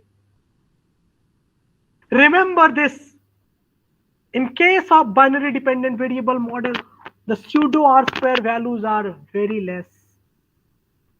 10-15% मिल जाए तो ऊपर वाले का नाम लीजिए, but that's not very important for us because given the nature of the variable it is bound to happen. अब यहाँ पे क्या आया है, देखिए कोएफिशिएंट आया है, सॉफ्टवेयर ने आपको कोएफिशिएंट दिखाया है, और आपने क्या किया, आप इसी को कॉपी करके पेपर में दे दिया और आपने पब्लिकेशन के लिए भेज दिया. अगेन सेम क्वेश्चन आपको रिव्यूअर भेजेगा, भैया कोएफिशिएंट जो है ये सेम एज ओएलएस मॉडल जैसा नहीं है, बिकॉज मैंने आपको ऑलरेडी बताया था, बिकॉज यहाँ पे हम लोग इंटरप्रिटेशन डिफरेंट टाइप में कर रहे हैं. यहाँ alpha plus beta xi is basically pi by 1 minus pi in the log form. But what, as I said, what we can say is that if it is a positive, it is going to impact yi in a positive way. If it is negative, it is going to impact the probability of having it in a negative way. And as we also saw in the OLS regression, जिनका positive impact था, they are all positive, जिनका negative impact था, they are all negative. So Amaima uncle is somewhere happy कि चलो relation almost similar है. Similarly, यदि हमको probit regression run करना होता तो हम कैसे करते? ये जो लॉजिट कमांड है, कुछ नहीं करना पड़ेगा, बस प्रॉबिट लिख देंगे हम लोग, प्रॉबिट लिख के एंटर देंगे, again result will be shown and let's see the coefficient, they are more or less very close but the dimensions are same. जो पॉजिटिव थे वो पॉजिटिव रहेंगे, जो नेगेटिव थे वो नेगेटिव हो रहेंगे. In fact, the z values will be very close to that of the t values as well. तो मैंने आप लोग को जो पहले बोला था, आप लॉजिट लो या प्रॉबिट लो, इंटरप्रिटेशन में एक पैसा कमी नहीं होगा. Same thing holds here, right? Next, I also told you about the marginal effects, and marginal effects के लिए कमांड है आपका ये वाला. Use the command margins dy dx at means, and if we give the enter, ये quietly लॉजिट क्यों किया मैंने? क्योंकि बीच में मैंने प्रॉबिट मॉडल रन कर दिया था, पर लॉजिट मॉडल का रिजल्ट चाहिए मेरे को, तो कंप्यूटर को पहले मेरे को लॉजिट रन करवाना पड़ेगा, उसके बाद मार्जिन रन करवाना पड़ेगा. यदि मैं margin dy dx at means लिखता तो सिंस मैंने पहले प्रॉबिट रन करवाया था, वो प्रॉबिट का रिजल्ट दे देता मेरे को. So keep that in mind. And why did I use the command quietly logit? The word quietly means कि लॉजिट तो पहले हम लोग रन कर चुके, मेरे को रिजल्ट से मतलब नहीं है. तुम चुपचाप पीछे रन कर लो लॉजिट, सिर्फ मेरे को मार्जिन का रिजल्ट दे दो. So I get the result of the marginal effect. My friends, you see over here, you now have dy dx, and this is what you need to give it in your paper, research paper for publication. कि sir एक unit change होने से मेरा probability पे कितना impact करता है, वो आपका यहाँ पे है. तो मेरा एक यूनिट इनकम बढ़ने से probability of having an health insurance increases by 0.005 times. एक ईयर एजुकेशन बढ़ने से the probability of having a health insurance increases by 0.2671 times. ठीक है? The probability of having a health insurance if I am married is 0.135. It seems married people are very worried about their health. या दूसरा हो सकता है बीबी या husband पीट पीट के आपका इंश्योरेंस निकलवा रहे हैं, मेरे केसेस में जो हुआ था. But that is very important for understanding. But this is something to be worried about. If somebody is not a general cost, his probability decreases of having a health insurance by 0.189 times. So this is an important part for you to present in your paper. Similarly, यदि आप probit regression के लिए आपको means निकालना, margin निकालना है, एकदम similar, I will quietly regress PROBIT पीछे में and I will then find the margins. Just take a second, look at the margins. You will realize there is minuscule difference between logit and PROBIT model. Retire का था 0.04, 0.04, as का 0.003, 0.003, health का 0.7, 0.7, sorry 0.07. So what we are basically observing, again I am justifying it to you, आप लॉजिट करो या probit करो, आपका results में ज्यादा डिफरेंस नहीं आने वाला. So you can confidently do whatever makes you feel confident. अभी सॉफ्टवेयर आ गया बोल के लाइफ इजी हो गया, पहले जब नहीं थे तो लोगों को सफर करना पड़ता था ज्यादा. अच्छा, अब आपको मैं बस एक कंपैरिजन दिखा दूं इनको समझने के लिए. So I have put the results over here for you to interpret, and जो भी वेरिएबल 5% लेवल पे कम से कम सिग्निफिकेंट था उनको मैंने एक स्टार से दिखा दिया है, चाहे वो 1% हो या 5% हो, बस यदि 5% सिग्निफिकेंट था तो मैंने एक स्टार से दिखा दिया है. Observe well, in case of LPM, LOGIT और PROBIT, यहाँ पे सिर्फ कोएफिशिएंट्स दिखाया है मैंने, मतलब पहला वाला रिजल्ट. मोर और लेस जो एक्सप्लेनेटरी वेरिएबल है उनका स्ट्रक्चर चेंज नहीं हुआ है, कोएफिशिएंट वैल्यू चेंज हुआ है पर स्ट्रक्चर चेंज नहीं हुआ है. तो how do we interpret retired individuals in comparison to non-retired individuals, people with good health status, higher income household, higher educated people, people who are married are more likely to have health insurance. ठीक है. Similarly, मैंने आपको marginal effects भी दिखाया है यहाँ पे. आप ऐसे पेपर में नहीं दिखाओ तो अच्छा है, पर आपको समझने के लिए दिखाया था. आप या तो लॉजिट करो या प्रॉबिट करो, सब ना करने जाओ. बहुत रिसर्चरों को देखा है, they have tried to do everything, सब खिचड़ी बन जाती है उसके बाद. कुछ रह गया दिखाने को यहाँ पे? नहीं. तो लॉजिट या प्रॉबिट से आप लोगों को कोई प्रॉब्लम हो, कोई दुख हो मन में, तो you can ask me, I can try to help it out at least for this part. नहीं तो मैं टॉपिक पे मूव करूंगा. Doesn't seems like, तो आगे बढ़ता हूँ. सर एक बार प्लीज, सॉरी, जो एज का कोफिशिएंट है आप एक बार वो इंटरप्रेट करके बताना. जरूर. एंड एक ये चीज कि सर हम वही वाले y बराबर 1 वाली ही वैल्यू लेकर चल रहे हैं ना जब इंटरप्रेट करेंगे? जी एकदम, आपको मैं इंटरप्रिटेशन करके ही दिखा दे रहा हूँ.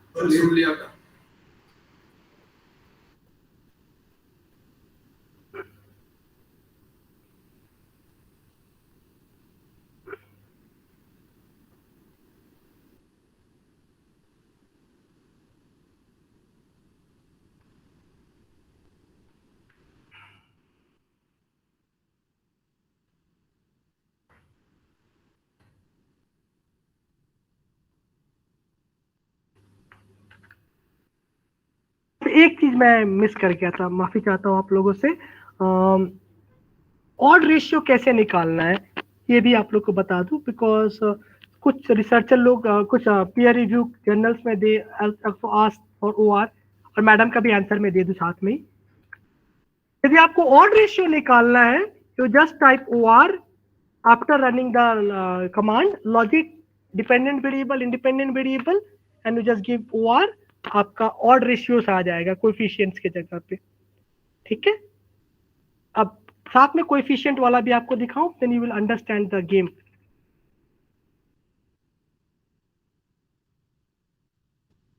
अच्छा, पहले कोएफिशिएंट से समझते हैं मैडम. एज का साइन नेगेटिव है. पढ़ाते वक्त मैंने बोला था जब कोएफिशिएंट का वैल्यू नेगेटिव होगा ऑड रेशियो 1 से कम होगा.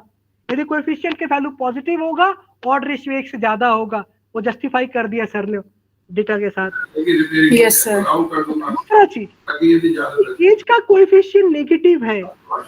Yes this basically means if the age goes up the probability of having insurance goes down, is falling. हाँ, but यहाँ वेरिएबल है कि इनसिग्निफिकेंट आया है. ओके. Yes sir.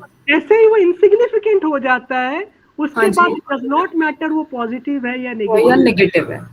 पर यदि ये पॉजिटिव होता, यस सर, सिग्निफिकेंट होता, तब इसका इंटरप्रिटेशन होता कि जैसे जैसे हम बूढ़े हो रहे हैं हमारा जो प्रवणता है वो कम जा रही है, या यंग पीपल बहुत ज्यादा हेल्थ को लेके कॉन्शियस है, they are more investing on their health with insurance.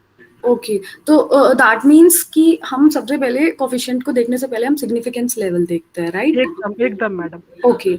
और if in case if there is insignificant impact but coefficient is positive, then we can interpret, No. and that interpretation will be justified, right? If it is insignificant, we close our eyes.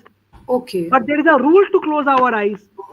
अब आप पूछ सकते हो sir, आप ये variable तो insignificant है, yes sir, yes और सर। इसको फिर अब रिग्रेशन में रखने का क्या जरूरत है, ड्रॉप कर दो। ओके, ठीक है sir. Can somebody answer me why I have kept this despite being insignificant? So this will require you to go back to your basics of econometrics, when to choose a variable and when to drop a variable in a regression. So the rule is, just remember, this is just out of context, that if my z value, यदि यहाँ पे z form में यदि t यहाँ पे t value, हाँ जी। t value और z value यदि greater than 1 होता है, Okay. that means that variable has some or the other impact on the model. If it is less than 1, that variable does not have any impact on the model and you can drop it out of the model. But if it is greater than 1, which is in our case, so even if I don't want, I will have to keep this in the model. Okay, sir. It has impact, but not a powerful one. Okay. और आपने एक और क्या सवाल पूछा था madam? मैंने sir यही था, मैंने मतलब वही जो आपने बोला था, मैंने उसी चीज को बोला था कि सबसे पहले तो हम मतलब सबसे पहले सर फिर हम z वैल्यू को देखेंगे एकदम, whether greater than 1 or not. Okay, z value देखेंगे, देन हम p वैल्यू पे ध्यान देंगे, फिर हम कोफिशिएंट पे ध्यान देंगे। एकदम एकदम। Okay sir. एंड अगर z वैल्यू हमारी 1 से कम होती तो हम उस वेरिएबल को ओमिट कर देते अपने डेटा से। It's better to drop it, it's better to drop it. आप एक और चीज ख्याल करो, जब हम लोग रिग्रेशन रन करते हैं तो आपके पास एक आर स्क्वायर और एक एडजस्टेड आर स्क्वायर का कंसेप्ट था। Yes sir. So if you add more variables in your model, R square बढ़ता है। This is the basic fundamental. But if you add a variable which is meaningful, आपका adjusted R square बढ़ता है। If you drop a variable which is not meaningful, which I basically mean t value, mod of t value is less than 1, तो मेरा जो r value है वो भले थोड़ा बहुत कम है और मेरा adjusted r square value improve कर जाता है। And from a researcher's point of view, it's more important to focus on adjusted r square than on r square. ठीक है? Yes sir. ठीक है ma'am. Thank you, thank you. If anybody else has any question, please be kind. नहीं तो मैं आगे बढ़ता हूँ। ओहो, I have very limited amount of time. ठीक है, so limited amount time है, पर एक छोटा सा important कहानी आप लोग को बता दूं। कहानी क्या है? देखिए, रिसर्च करना itself कहानी है। So when we are doing research, we try to set a story, and in the story we try to find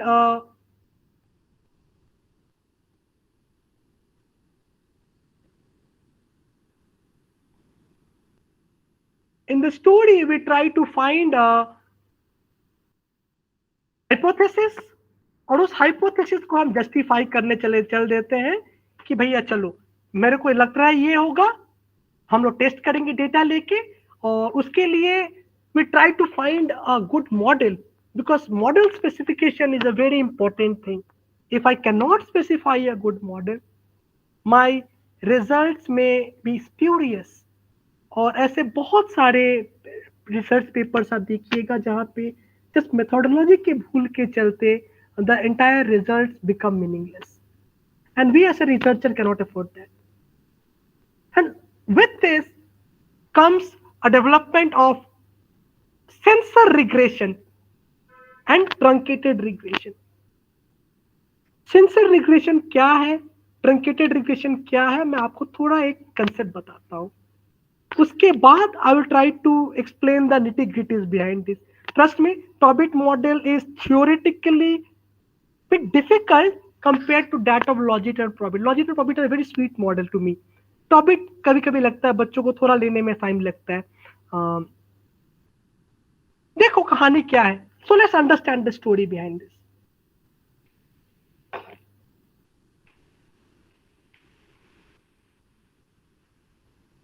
have, सबके पास जो गाड़ी पे चढ़े हो, गाड़ी में आप लोग देखोगे एक स्पीड मीटर रहता है, राइट? अभी गाड़ी 100 किलोमीटर पे चल रहा है, अभी 150 पे चल रहा है, something we decide by that. अब स्पीड मीटर में एक लिमिट होता है, वो लिमिट के बाद यदि मेरा स्पीड उठता भी है तो मेरे को पता नहीं चलता है, right? So I may be actually driving at 160 kilometers an hour, but यदि मेरे स्पीडोमीटर का लिमिट 140 किलोमीटर है तो शायद मेरे को पता ही ना चले मैं 140 के ऊपर चला गया हूं। जस्ट हाइपोथेटिकल एग्जांपल दे रहा हूं आपको। So 140 के ऊपर के सारे इंफॉर्मेशंस मेरे लिए सेंसर्ड हो गए।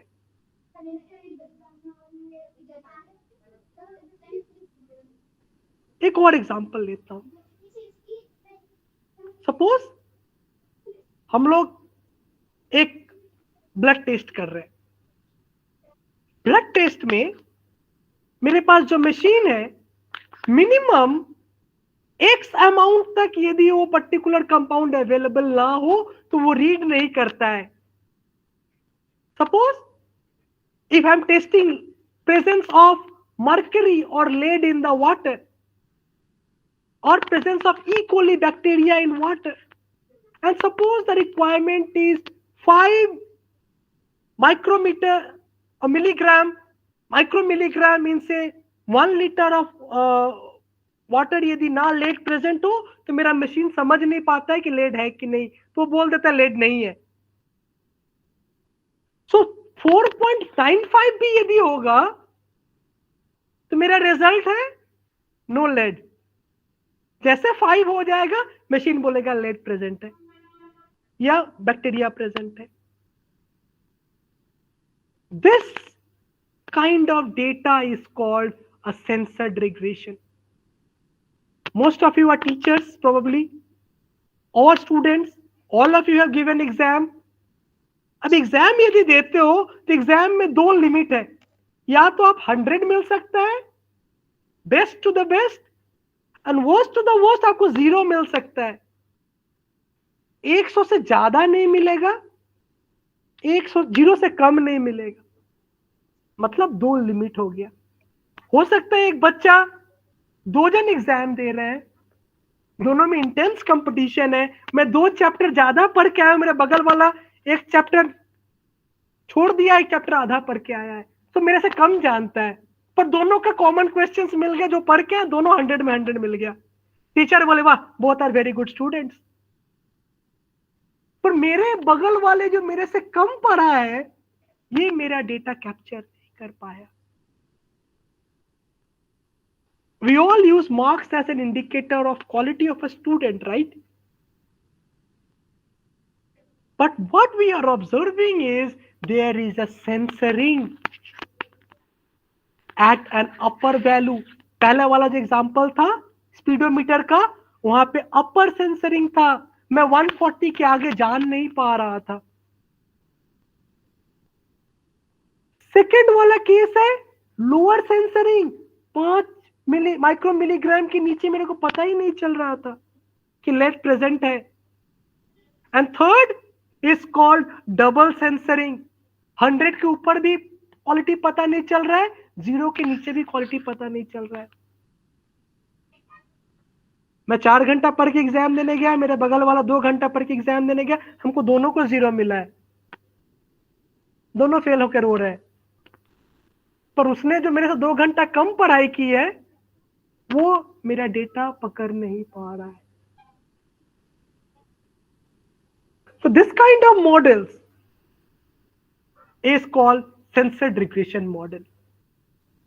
And here we basically try to find the relationship despite having a left or right or double censoring. तो सेंसरिंग को कैसे डिफाइन करेंगे? Censoring is a situation where value एक पर्टिकुलर लिमिट के या तो ऊपर या नीचे डिफाइंड नहीं है, या एक पर्टिकुलर वैल्यू से डिफाइन कर दिया गया है। जैसे आप लोग रिसर्च करते हो ना, तो वहां पे आप करते हो जब इनकम कलेक्ट करते हो, जैसे एक क्राइटेरिया बनाते हो, lower than 2500, greater than 50,000. Think about this. Lower than 2500 also includes zero. It also includes 2499. And all these are clubbed in one group, which is called lowest income group. 50,000 के ऊपर monthly income में अंबानी जी भी पढ़ते हैं, तुम्हारे sir भी पढ़ते हैं, but we both end up in the same group. But we are indicating with just a value 1. So they all belong to higher income group. So this is a structure where we have something called censoring. And we can, as I said, censoring can be below, censoring can be above, or we can have double censoring. Examples मैंने जो आप लोग को बोला वैसे ही मोरलेस लिखा हूं मैंने. So if we plot a data and we then draw a histogram, और यदि मेरा हिस्टोग्राम आप ध्यान दो जाके इस वाले पॉइंट पे अटक गया, and you see there is a accumulation of scores at a value 800. If you get a histogram like this, we will call that this regression model is a censored regression model. यहाँ पे क्या हुआ? Now when I'm running a normal OLS regression model, we will see that this part of my normal distribution is actually absent. ये तो मेरे पास है ही नहीं. And what we need to do is, we need to then compensate for this absent part of normal distribution. यहाँ पे इसको बोलते हैं राइट टेल में सेंसरिंग है. यदि लेफ्ट साइड होता तो बोलते हैं हम लोग लेफ्ट टेल में सेंसरिंग है नॉर्मल डिस्ट्रीब्यूशन का.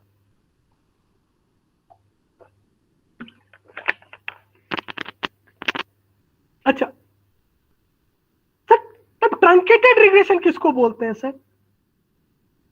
Mind you, there is another misconceptions among the students. उनको लगता है जेहेतु ये डायग्राम ऐसा दिखने में उनको लगता है यही ट्रंकेटेड इंफॉर्मेशन है सर, यही ट्रंकेटेड डेटा है. Mind, truncated and censoring is different. What is a truncated regression? Truncated regression is one where you do not have the information at all. उस पर्टिकुलर ग्रुप के विषय में कोई information ही नहीं है.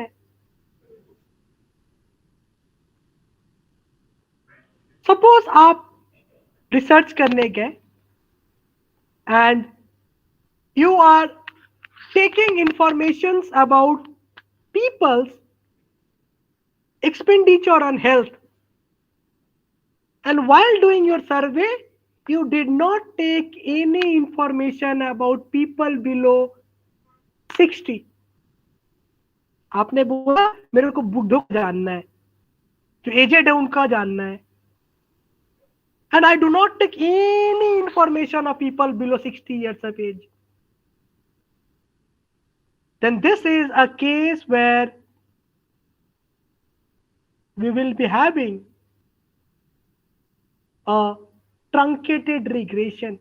A truncated regression is one where we do not have any information. पहले वाले sensor में क्या था? मेरा स्पीड है, वो इंफॉर्मेशन मेरे पास है, but that I have coded with value. That I am a good student is coded with 100. But in the second case, I do not have any information at all.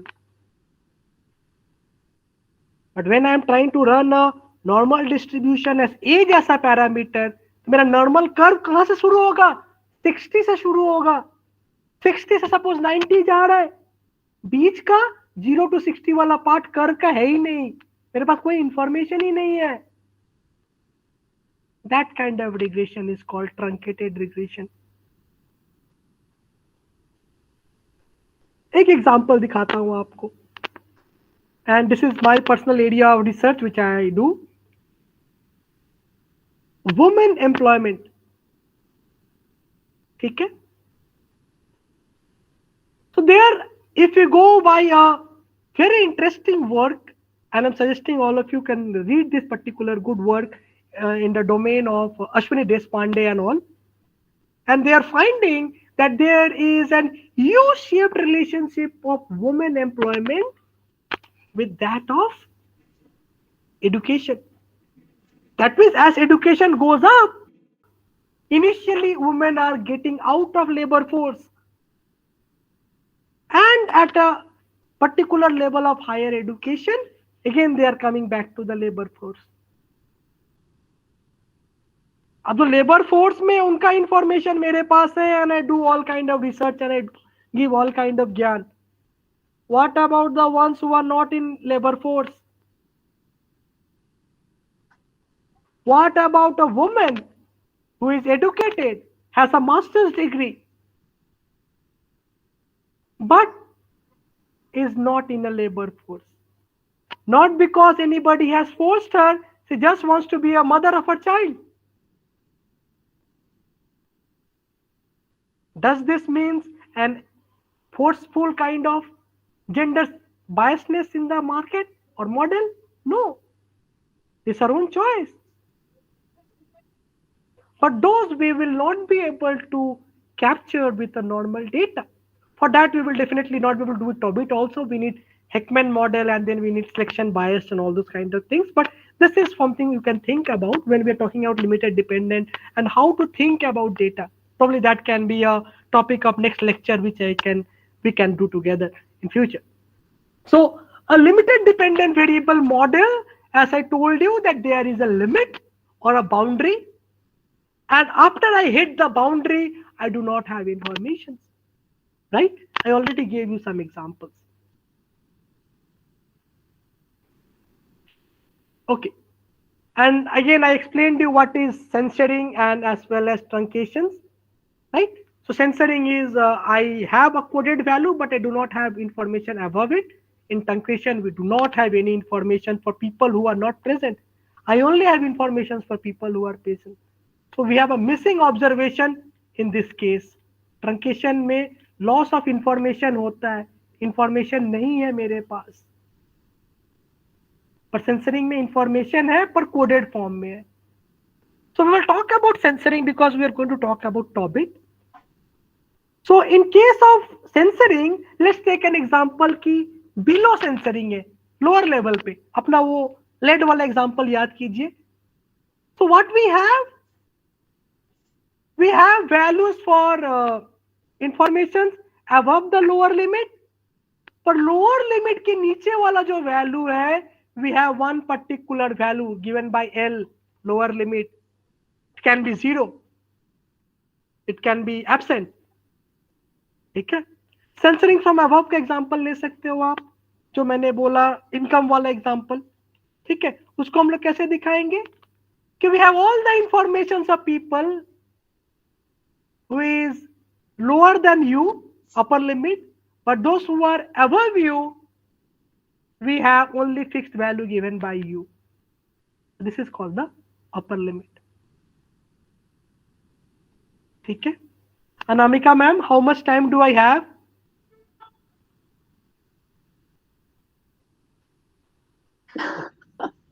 Sir, your lecture is so interesting, and I think the participants are actually engaged because the hands-on practice is actually something which make us learn how to actually go about with the research. Sir, if there is, I think how much is left over with you, sir? We will try. We actually want to listen. भावनाओं में बह गया था मैं पढ़ाते पढ़ाते. Sir यहाँ पर भी हम लोग खो गए हैं सर. आपका बहुत इंटरेक्टिव लेक्चर है सर. जो फीडबैक मिल रहा है चैट बॉक्स में, it's a wonderful lecture and understanding. We are understanding like anything. वो एक फ्लो में आ रहा है सर. तो सर आप प्लीज सर, हाँ कुछ के आए हैं कि please suggest some good books as well. Sir आप थोड़ा सा फिनिश कीजिए sir. Take a little more time. I'll see the chat box. Sorry, I did not see the chat box. I'll see and reply to all of you. ठीक है. टॉबिट का एक काम करता हूँ, जस्ट मैं बेसिक बता देता हूँ Yes, मैं, sir. Yes, ठीक है, then we yes. Will go back and Sure. Discuss, because Tobit सबको नहीं लगता है, और logic Tobit is more used, but Tobit we can have an idea of it. Sure, sir. Sure. So as I said, a TOBIT is a censored normal regression model, and we have information only till either upper limit or lower limit, and यहाँ पे हम लोग क्या process है, Tobit model is we do normal probit model, और जो part missing है उसको हम लोग with the help of the curve उसको डेवलप करने का कोशिश करेंगे. We will try to make the normal distribution in a such a way as if वो कर्व वहां पे एग्जिस्ट करता तो कैसा होता. So this is the basic idea behind TOBIT regression model, and again the idea of marginal effect is also same in TOBIT, change in latent value due to change in ये, and I will just show you one example how to do TOBIT regression, और just कैसे उसको करते हैं हम लोग data में. एक डेटा मैंने लिया है, ये बहुत सिंपल सा डेटा है, बहुत छोटा सा मैं दिखा दे रहा हूँ आप लोग कमांड, जिससे आप लोग खुद यूज करके टेस्ट कर पाओ. सो डेटा सेट मेरा है, जस्ट आप लोग को बैकग्राउंड में बोल दो, ये वाला डेटा है. What is my ambulatory expense, ये मेडिकल रिकॉर्ड है अगेन. सो एम्बुलेटरी एक्सपेंसेस, जैसे जैसे हम लोग बूढ़े होते हैं तो किसी को लाठी लगता है, तो किसी को चलने का हेल्प लगता है, किसी को आया लगती है, ठीक है, किसी को नी रिप्लेसमेंट सर्जरी लगता है. तो इस all this kind of expense जो एक इंसान को मोबाइल होने में हेल्प करे उसको एम्बुलेटरी एक्सपेंस बोलते हैं. अब एम्बुलेटरी एक्सपेंस को हमने यहाँ पे डिपेंडेंट वेरिएबल लिया है, और इंडिपेंडेंट वेरिएबल में लिया है आपका एज लिया है, ठीक है, एंड इंसान फीमेल, हम लोग यहाँ पे औरतों पे फोकस किए हैं, फीमेल मतलब ही मेल ऑपोजिट में आ गया वाला कहानी. तो उसको हम लोग थोड़ा उसको देखना चाहते हैं जेंडर के लिए कितना इम्पैक्ट कर रहा है, because if you all know that हमारी माएँ बहुत ज्यादा हाउस होल्ड वर्क में खटती हैं वो लोग, and they are the worst sufferer of injuries to knees. तो बूढ़ा होते होते they start having lot of knee problem. So again, I'm not saying that men don't suffer, they suffer, so don't take it in a gender biased way. So we will just have a look at the variables. We find that mean expenditure is 1386 रुपये, 1386 rupees is the mean expenditure, ठीक है, and female is 50% data is female, ठीक है. So these are all ये, and total charge is number of time we have been to hospitals, ठीक है. So we have taken that also, and if you see ambulatory expenditure minimum है आपका 0, maximum है आपका around 50,000 rupees. And age को हम लोग log कर लिए हैं to complete the variations, so log of age is taken over here.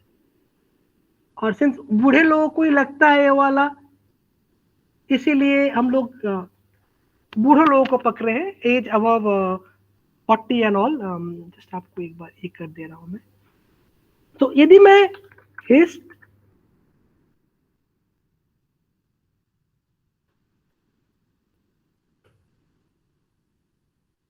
मैंने क्या किया, एक नॉर्मल डिस्ट्रीब्यूशन कर्व ड्रॉ करने की कोशिश किया एक्सपेंडिचर का. देखो ये नॉर्मल कर्व का ये जो लेफ्ट साइड है, यहाँ पे एक सेंसरिंग आ गया है 0, because this is true, not all women require ambulatory expenditure. They may have medical expenditure, but all may not require walking stick, they may not require chairs and all those kind of things. तो जैसे मैं data set को ऐसे देखूंगा, मेरे जहन में पहले आना चाहिए कि भैया ये तो टॉबिट रिग्रेशन है. नहीं तो यदि नॉर्मल होता, फॉर एग्जाम्पल एज को करके देखते हैं हम लोग,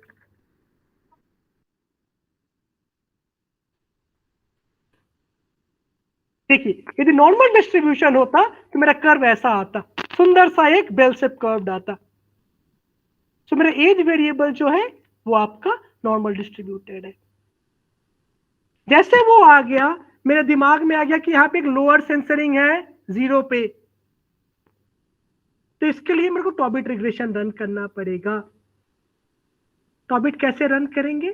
टॉबिट का कमांड होगा ये, बहुत सिंपल सा कमांड है। पहले लिखेंगे टॉबिट, फिर डिपेंडेंट वेरिएबल, फिर इंडिपेंडेंट वेरिएबल, और जो एक ऐड आपको करना पड़ेगा वो है, आप लोअर लिमिट है ना अपर लिमिट है, तो command is like this, Tobit dependent variable independent variable comma L is lower limit, मैंने 0 को लोअर लिमिट बताया है। यदि अपर लिमिट होता तो आप यहाँ पे यूएल लिखते, यूएल सपोज 50,000। यदि दोनों होता तो आप लिखते lower limit at 0, upper limit at 50,000। ठीक है, तो स्टेटस समझ जाता भैया यहाँ पे अपर लिमिट देना है, यहाँ पे लोअर लिमिट देना है। फिर पहले जैसा आप देख लो, नंबर ऑफ ऑब्जर्वेशन LR का स्क्वायर यहाँ पे सिग्निफिकेंट है तो मॉडल सिग्निफिकेंट है, बहुत अच्छा मॉडल रन किया सर। यहाँ पे सारे वेरिएबल सिग्निफिकेंट आए हैं, इसको कैसे इंटरप्रेट करना है? याद रखिएगा यहाँ पे मैंने एक्चुअल वेरिएबल यूज किया है एक्सपेंडिचर का, तो यहाँ पे कोई लॉजिक प्रॉबिट नहीं है, यहाँ पे मेरा एक्चुअल इंटरप्रिटेशन होगा। तो यहाँ पे coefficients are enough, it says for 1 unit age बढ़ने के चलते मेरा 332 रुपया खर्चा बढ़ता है, and it's a significant variable, positive and significant. Female, if I am a female compared to male, I have more chances of expenditure on ambulatory expenditures, and compared to male I spend almost 700 rupees more. So hospitalization जाने के chances इसमें बहुत ज्यादा रहते हैं, charges बढ़ जाते हैं, पर every time you go to hospital your charges increases by 1260 rupees. देखो यहाँ पे नीचे उसने लिख भी दिया है 526 lab sensors observation है at value 0. So if we get this kind of data, we are going to run a TOBIT regression and we will interpret it just like that of we did in the OLS regression model. ठीक है,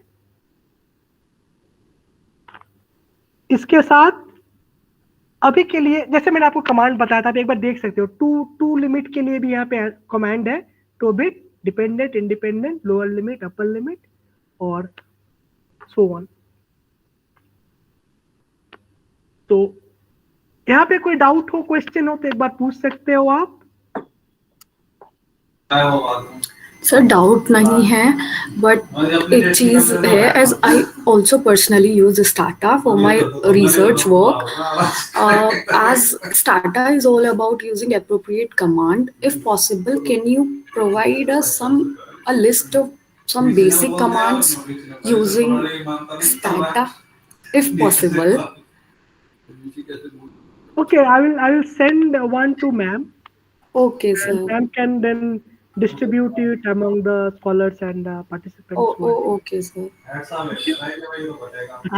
books आप लोगों ने पूछा, books के लिए basic समझने के लिए लॉजिक प्रॉबिट मॉडल, एक मडाला का किताब है, लिमिटेड डिपेंडेंट वेरिएबल मॉडल बोल के किताब का नाम है, by GS Maddala, you can use that.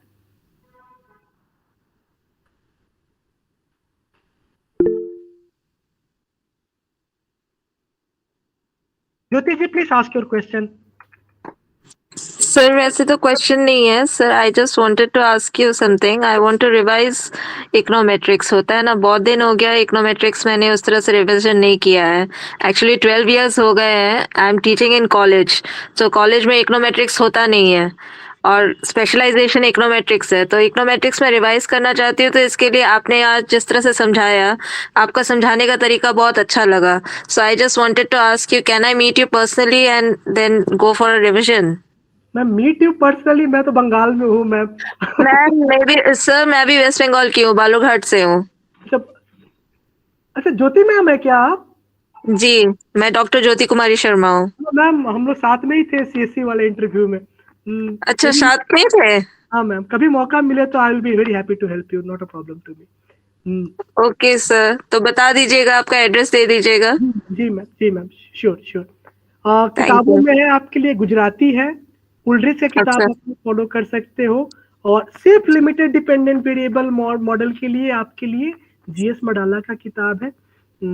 अच्छा। ये 3 किताब काफी होगा।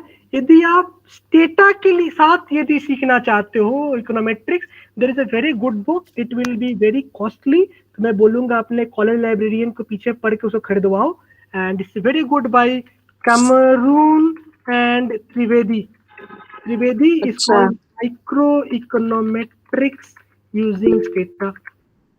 अच्छा। It's a very good book. जी कंचन जी प्लीज बोलिए। ठीक है। Yes. Actually, I would like to ask you, sir, logistic regression, binary logistic and PROBIT model में क्या डिफरेंस होता है, मतलब इंटरचेंजेबली क्या हम लोग यूज कर सकते हैं? सर आप सच बताइए, कब धोखा दिए मेरे को पढ़ाते वक्त? जी सर, नेटवर्क के वजह से थोड़ा इंटरप्शन आ रहा था, तो मेरा तरफ से नेटवर्क का इशू था, तो बस इसलिए मैं आपको एक ही बात बता दूं, लॉजिट और प्रॉबिट में कोई ज्यादा डिफरेंस है नहीं। जो जी भी जी आपको सर। अच्छा लगे इंकी पिंकी पोंकी करके कर दीजिए। It both are very good models. Logistic model is statistically better to explain, but आप प्रॉबिट भी करोगे तो कोई आपको कुछ करेगा नहीं। एंड जस्ट रिमेंबर, यदि कोई पूछता है क्यों आपने किया, नॉट लॉजिक क्यों नहीं किया, प्रॉबिट क्यों किया, specification is both of them give more or less similar results, the coefficients will be more or less similar. At least the interpretations do not get different because they both have similar CDF functions. ठीक है? Yes sir. जी sir. Sir और एक बात की कुछ ऐसा कुछ पेपर्स में देखने को मिला है, जैसे मैक्सिमम लाइक्लीहुड टेस्ट या फिर काई स्क्वायर टेस्ट करके डिफरेंशिएट किया है, आई मीन चूज किया है कौन सा मॉडल लेना है, तो ऐसा कुछ जरूरी है? सर एक बार फिर से बोलिए, मेरे को मैं समझ नहीं पाया। डिफरेंट पेपर सर क्या देखा है? कोई जैसे कि, हाँ सर, जैसे कि पैनल डेटा में भी हम लोग देखते हैं कि रैंडम और फिक्स्ड इफेक्ट के लिए जैसे हॉजमैन टेस्ट से हम लोग चेक करते हैं, तो लॉजिस्टिक और प्रोबिट में कौन सा करूँ, इसके लिए कुछ वैसा टेस्ट है हम लोगों के? देखिए, आपको समझना पड़ेगा पहले, आप हॉसमैन टेस्ट क्यों करते हो? रैंडम इफेक्ट या फिक्स्ड इफेक्ट का डिफरेंस फिक्स्ड इफेक्ट, हाँ जी सर। बिकॉज दोनों का एरर टर्म का नेचर डिफरेंट है ना? हाँ जी सर। एक पूल्ड रिग्रेशन है, दूसरा में एक फिक्स्ड इफेक्ट है वेरिएबल का बोल के हॉसमैन टेस्ट कर रहे हैं। यहाँ पे हाँ। हम लोग सीडीएफ डिसाइड कर रहे हैं कौन सा हम डेटा में फिट करने वाले हैं, and that liberty is it with the researcher. यदि रिजल्ट डिफरेंट होते, जस्टिफिकेशंस डिफरेंट होते, तब मैं बोलता भैया ये ना करके ये कर। जैसे हॉसमैन में दोनों में डिफरेंस है, तो ये दोनों ही सिमिलर है। अब आप राजधानी पकड़ के दिल्ली जाओगे ना पूर्वा पकड़ के दिल्ली जाओगे, चॉइस आपको करना है।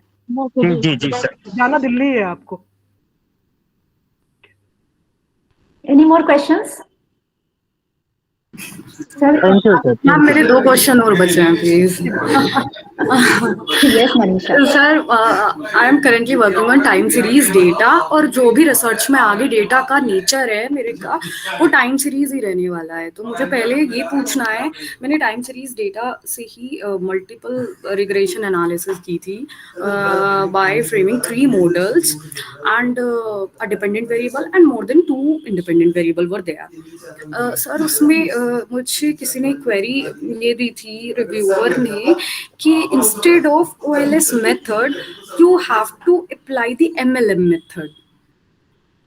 सर आप इसको थोड़ा क्लियर कर सकते हैं क्या? मतलब आपका जो टाइम सीरीज आप की थी, उसमें मेरे को देखना पड़ेगा कि आपने किस फॉर्म में किया है। आपने जस्ट नॉर्मल टाइम सीरीज के साथ आपने कोई टेस्ट किया है? आपका unit to test for integration? हाँ जी, मतलब नॉर्मल वो लिया था, no any kind of specification form, that is not in a form of log variable, log model भी नहीं था, सिंपल लीनियर मॉडल थे सर। एंड पहले टाइम सीरीज, जैसे कि नेचर है टाइम सीरीज डेटा का, तो स्टेशनैरिटी टेस्ट हुआ था। फिर उनमें बाइवेरिएट कोरिलेशन मैट्रिक्स बनाई थी to check the correlation, and then I went to regression analysis, and I just did OLS method. But one of the reviewers said ki you should use the MLM method instead of OLS method. So what's the difference between ma'am ये मैंने difference in the sense MLM method जब हम लोग use करते हैं हम लोग ज्यादा रिस्ट्रिक्शंस नहीं रखते हैं अपने एस्टिमेटर्स निकालने के लिए। जो अल्फा और बीटा का जो एस्टिमेटर रहता है we use joint probability instead of the least square method of doing the thing. तो यहाँ पे जो सेकंड वाले केसेस में होते हैं मेरे एस्टिमेटर्स जो होते हैं ज्यादा एफिशिएंट होते हैं एंड टाइम MLM मेथड में। हाँ जी, जेहेतु वो टाइम के साथ आप ये कर रही हैं, लॉन्ग टर्म में जो कोइंटीग्रेशन करने की कोशिश कर रहे हैं MLM मेथड में एसिम्प्टोटिकली वो वाले ज्यादा एफिशिएंट होते हैं compare to that of least square method technique of OLS। ठीक है, तो यदि रिव्यूअर ने कहा है तो मैं आपको पर्सनली भी सजेस्ट करूंगा अपनी MLM टेक्निक ही यूज करें इसके लिए। अच्छा, आगे टाइम सीरीज डेटा के साथ डील करेंगे तो MLM method should go. MLM method is always more efficient because it takes into account those factors which least square techniques do not take into account. Okay. So last question of the day, time series के ऊपर मतलब although I have read Zephyr Woolrich and Damodar Gujarati and बाकी कुछ sir right and London की first and second step से किताब पूछ रहे हो आप? हाँ, टाइम सीरीज के ऊपर अप्लाइड टाइम सीरीज का सबसे बेस्ट किताब है by Walter Enders. Means it's मतलब दूध भात बोलते हैं हम लोग उसको। क्या बोल रहे हो? दूध भात the easiest form of book Walter Enders का applied economic time series. Sir वो तो टू अप्लाइड। हाँ जी, मतलब सर ये तो थोड़ी बहुत अभी अप्लाइड नहीं है। ठीक है, आप वाल्टर एंडर्स एक बार देखो। ठीक है, मैं जब स्टूडेंट था मेरे को बहुत हेल्प किया था, अभी ऐसा टीचर भी बहुत हेल्प कर रहा है। तो आप एक बार वाल्टर एंडर्स पढ़ के देखो। I hope you will enjoy it. ठीक है, थैंक यू। ठीक है madam. Thank you Shashi sir. I think कि सर जो इंटरेक्शन हो रहा है आपके साथ, students are really so engaged and the method that you have adopted, the hands-on practice was a superb method because मुझे लगता है कि इकोनोमेट्रिक्स को हमें करना है तो करने के लिए hands-on practice की बहुत जरूरत है। So like हम आर्ट और साइंस की बात करते हैं, ये इकोनोमेट्रिक्स की साइंस को आपने आर्ट की तरह जो है यहाँ प्रेजेंट कर दिया है। So creativity और रिसर्च मेथोडोलॉजी का जो इनपुट आपने दिया है, and I think all the messages coming in the chat box are giving an impression that they were so much engaged in the way that you have deliberated your lecture and made us so many different जो एक problems होती हैं या queries होती हैं sir, कुछ कुछ चीजों को लेकर हाउ टू इंटरप्रेट बेसिकली, क्योंकि काम तो हो गया कोई भी सॉफ्टवेयर से, but how to interpret that and give the correct result जैसे आपने। और सबसे इंटरेस्टिंग हमें आपके लेक्चर में लगा आपने जो उदाहरण दिए, list of examples that you have given, वो शायद ज्यादा जहन में याद रहते हैं और शायद उसके थ्रू हम साइंस को अच्छा और समझ पाते हैं। So on behalf of all the participants here, I extend my heartfelt gratitude to you, sir, because you explained in such a nice manner और आपने शायद assurance भी दिया कि आप कुछ शायद साझा भी करेंगे, कुछ उनके शायद उनकी queries थी सर, तो आप जरूर सर शेयर कीजिएगा। तो I'll share that with the participants as well. Thank you so much, sir. Thank you very much. Thank you all participants. And yes, I should also thank Dr. Narendra Kumar, who is a faculty in the department as a technical support data handling वही कर रहे हैं। So like all the participants जो group में हैं और जिन्होंने भी लिखा भी कि ग्रुप में नहीं ऐड हो पाए हैं, your number has been added. So like हम आपसे डायरेक्ट कॉन्टैक्ट करते हैं। Thank you so much. Thank you.